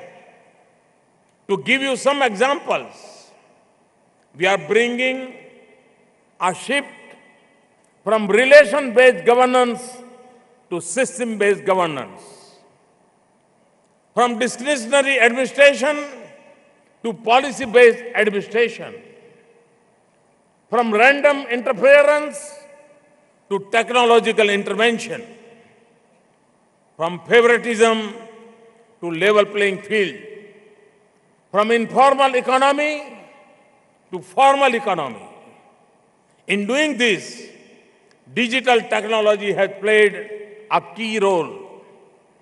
I often said that e-governance is easy and effective governance. I also emphasize the need for policy-driven governance. Online processes help bring speed and openness in decision-making. Towards this end, we are working to adopt and absorb newer technologies to bring about transparency and the end discretion. Believe me, we are on the threshold of becoming the world's most digitized economy. Most of you wanted this change in India. I'm proud to say that it is happening before you. You can see this. Over the last 2.5 years, we have worked relentlessly to realize India's potential and to set right the economy. The results have been encouraging. There had been substantial improvement in key microeconomic indicators like GDP growth, inflation, fiscal deficit, current account deficit, as well as foreign investments. India has become the fastest growing major economy in the world. Despite the global slowdown, we have registered excellent growth. Today, India is a bright spot in the global economy. We are seen as the engine of global growth. World Bank, IMF, and other institutions have projected even better growth in the coming days. In 2014-15, India contributed 12.5% of global growth. Its contribution to global growth is 68% higher than its share of the world economy. Creating an enabling environment for business and attracting investments is my top priority. We have to do this in order to create opportunities for our youth. With that spirit, we are moving towards implementation of some historic initiatives. This includes the Goods and Service Tax, GST, the Insolvency and Bankruptcy Code, the National Company Law Tribunal, a new arbitration framework, and a new IPR regime are all in place. New commercial courts have also been set up. These are just a few examples of the direction in which we are going. My government is strongly committed to continue the reform of the Indian economy. Friends, we have placed the highest emphasis on ease of doing business. We have taken decisive steps to ease licensing processes and rationalize provisions and procedures relating to clearness, returns, and inspections. We are monitoring implementation of hundreds of action points across various sectors aimed at improving the regulatory framework. This is a part of our promise of good governance. The outcomes of our efforts are visible in India's global ranking on various indicators. A number of global reports and assessments over the last 2 years have shown that India has improved its policies, practices, and enhanced its economic profile. India's rank has improved considerably in the World Bank's Doing Business report. India is ranked third in the list of top prospective host economies for 2016 to 18 in the World Investment Report 2016 released UNCTAD last year. Our rank also improved by 32 points, positions in World Economic Forum's Global Competitiveness Report 2015-16 and 2016-17. We have moved up 16 ranks in the Global Innovation Index 2016 brought out by WIPO and other institutions. We have moved up 19 positions in the World Bank's Logistic Performance Index 2016. You can see that we are moving close to global best practices. Day by day, we are getting more and more integrated with the world. Our confidence has been boosted by the positive impact of our policies and practices. This also gives us the motivation to further simplify our processes to become the easiest place to do business. Every day, we are further rationalizing our policies and procedures to make it simple for businesses to establish and grow. We have liberalized our FDI regime in many sectors and in various ways. India is today among the most open economies. This change in environment has been recognized by both domestic and foreign investors. An encouraging startup ecosystem is now taking shape in our country. This unleashing of the youth power is heartening. The total FDI inflows in the last 2.5 years have touched $130 billion. The FDI equity inflow in the last 2 financial years was 60% higher as compared to previous 2 financial years. In fact, the total FDI inflows received during the last years have been the highest ever. The numbers of countries from where FDI is coming and the sectors in which they are being rooted have also diversified in the last 2 years. India is now the leading recipient of capital investment in the Asia Pacific. It also continues to be among the top 10 countries globally in terms of FDI inflows. But the story does not end here.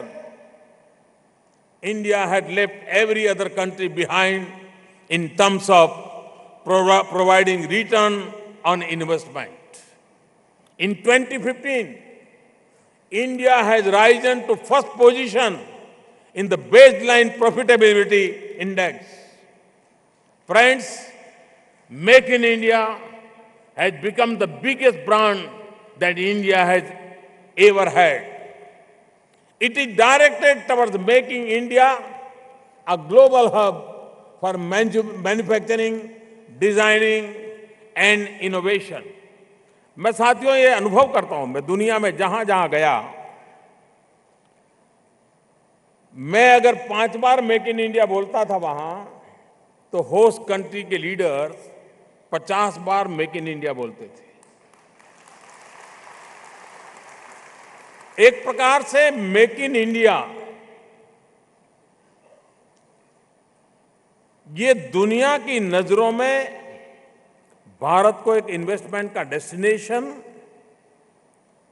बना चुका है। भारत में राज्यों के initiative, केंद्र सरकार का सहयोग, ये संयुक्त प्रयास मेक इन इंडिया के लिए बहुत सारे द्वार खोल चुका है। इस अपॉर्चुनिटी का लाभ हिंदुस्तान के राज्यों के बीच में कंपटीशन पैदा हो, हेल्दी कंपटीशन हो, और वो भी गुड गवर्नेंस एंड इकोसिस्टम के आधार पर हो। कंपटीशन पहले भी हुआ करती थी।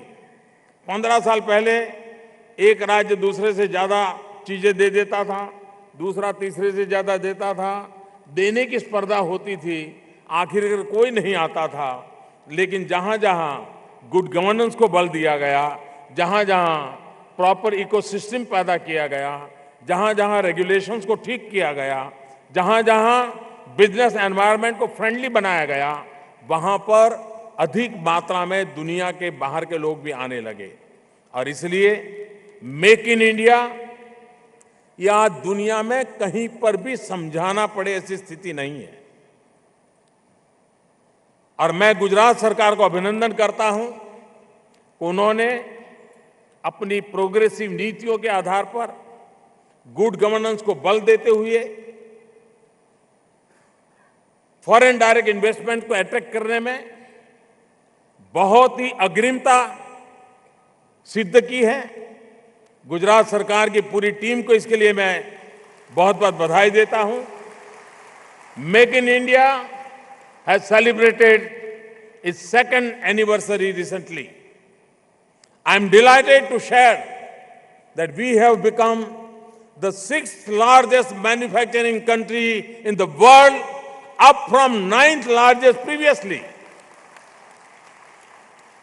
Our gross value added in manufacturing has recorded a growth of 9% in 2015-16.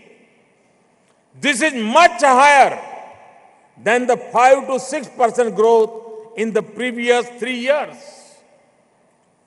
All this is helping us expand the job market and raise the purchasing power of our people, particularly middle class.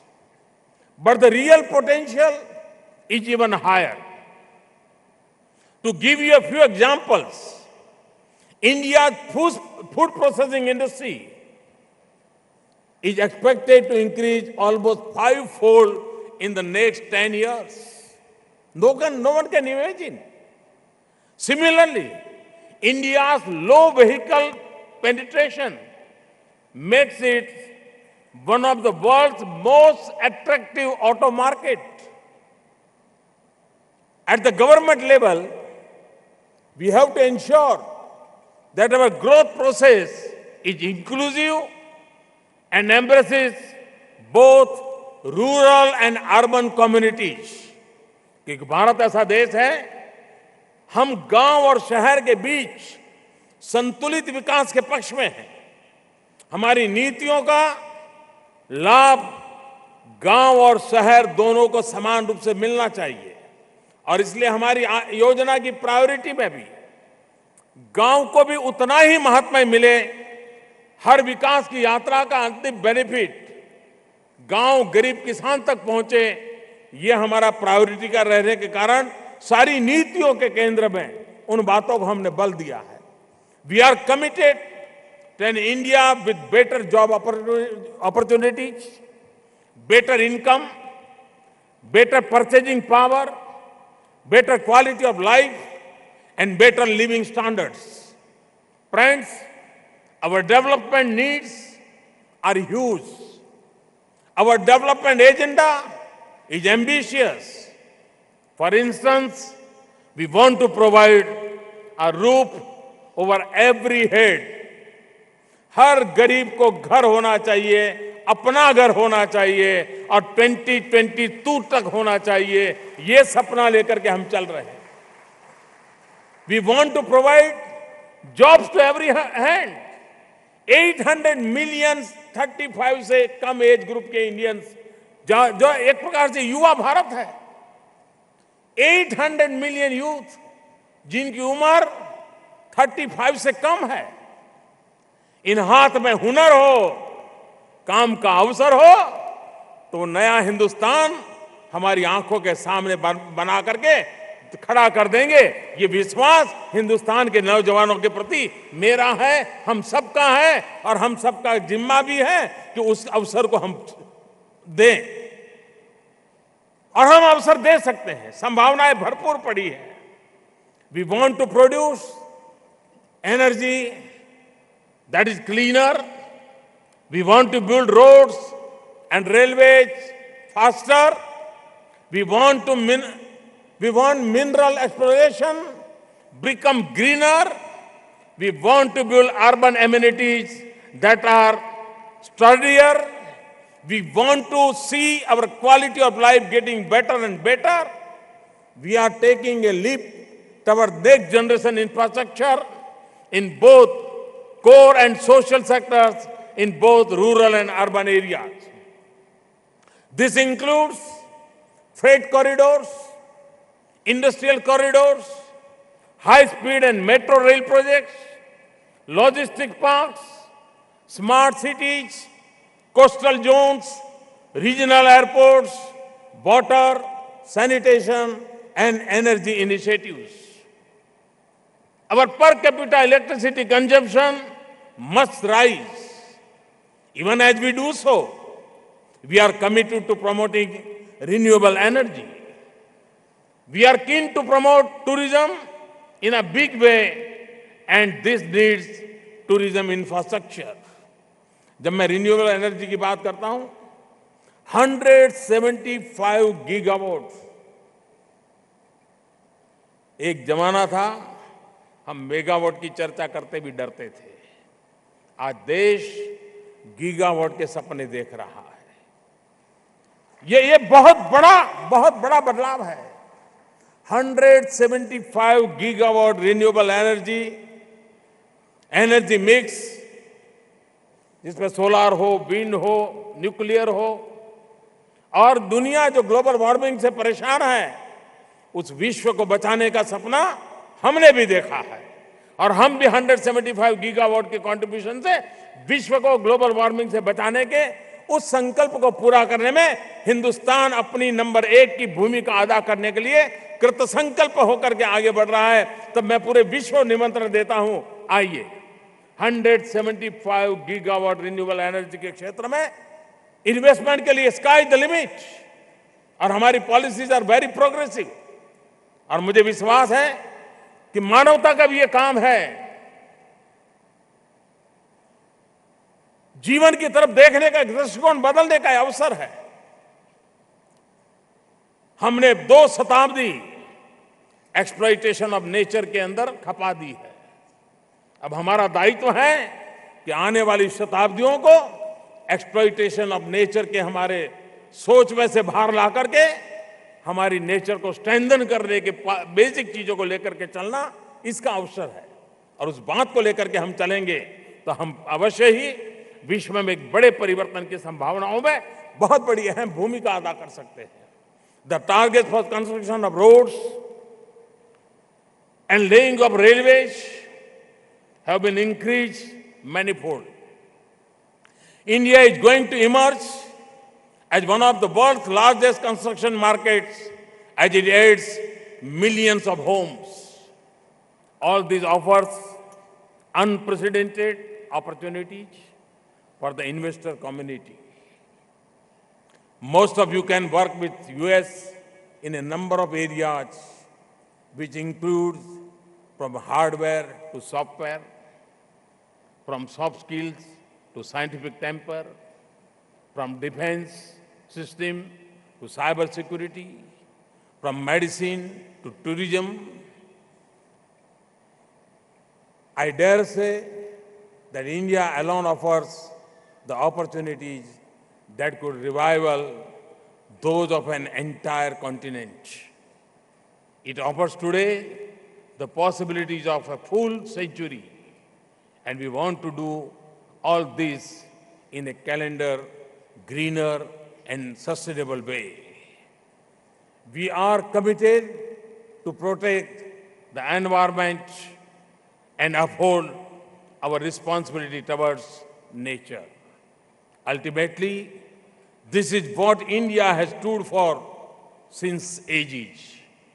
Welcome to India, the land of tradition and tranquility, the land of empathy and excitement, the land of experiment and enterprise, the land of openings and opportunities. Once again, I welcome you all and invite you to be part of India of today and India of tomorrow.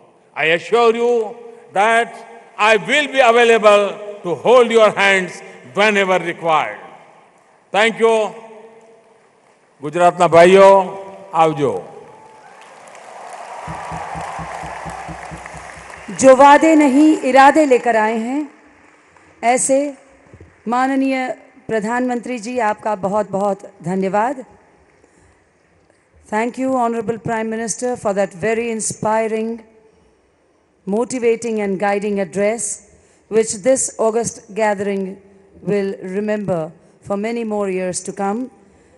With that, we conclude this inaugural session of the Vibrant Gujarat Global Summit 2017. We request the wonderful people in the audience to remain sitting till the dignitaries depart from this conventional hall. Gujarat is a state where business is celebrated. Be a part of it. Please do take good care of yourself.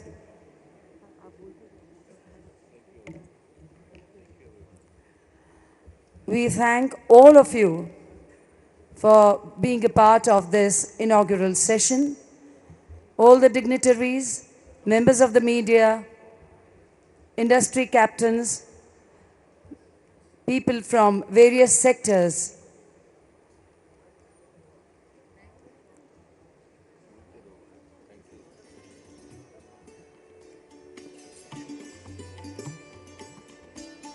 A special word of thanks for Gujarat Police for wonderfully securing this event.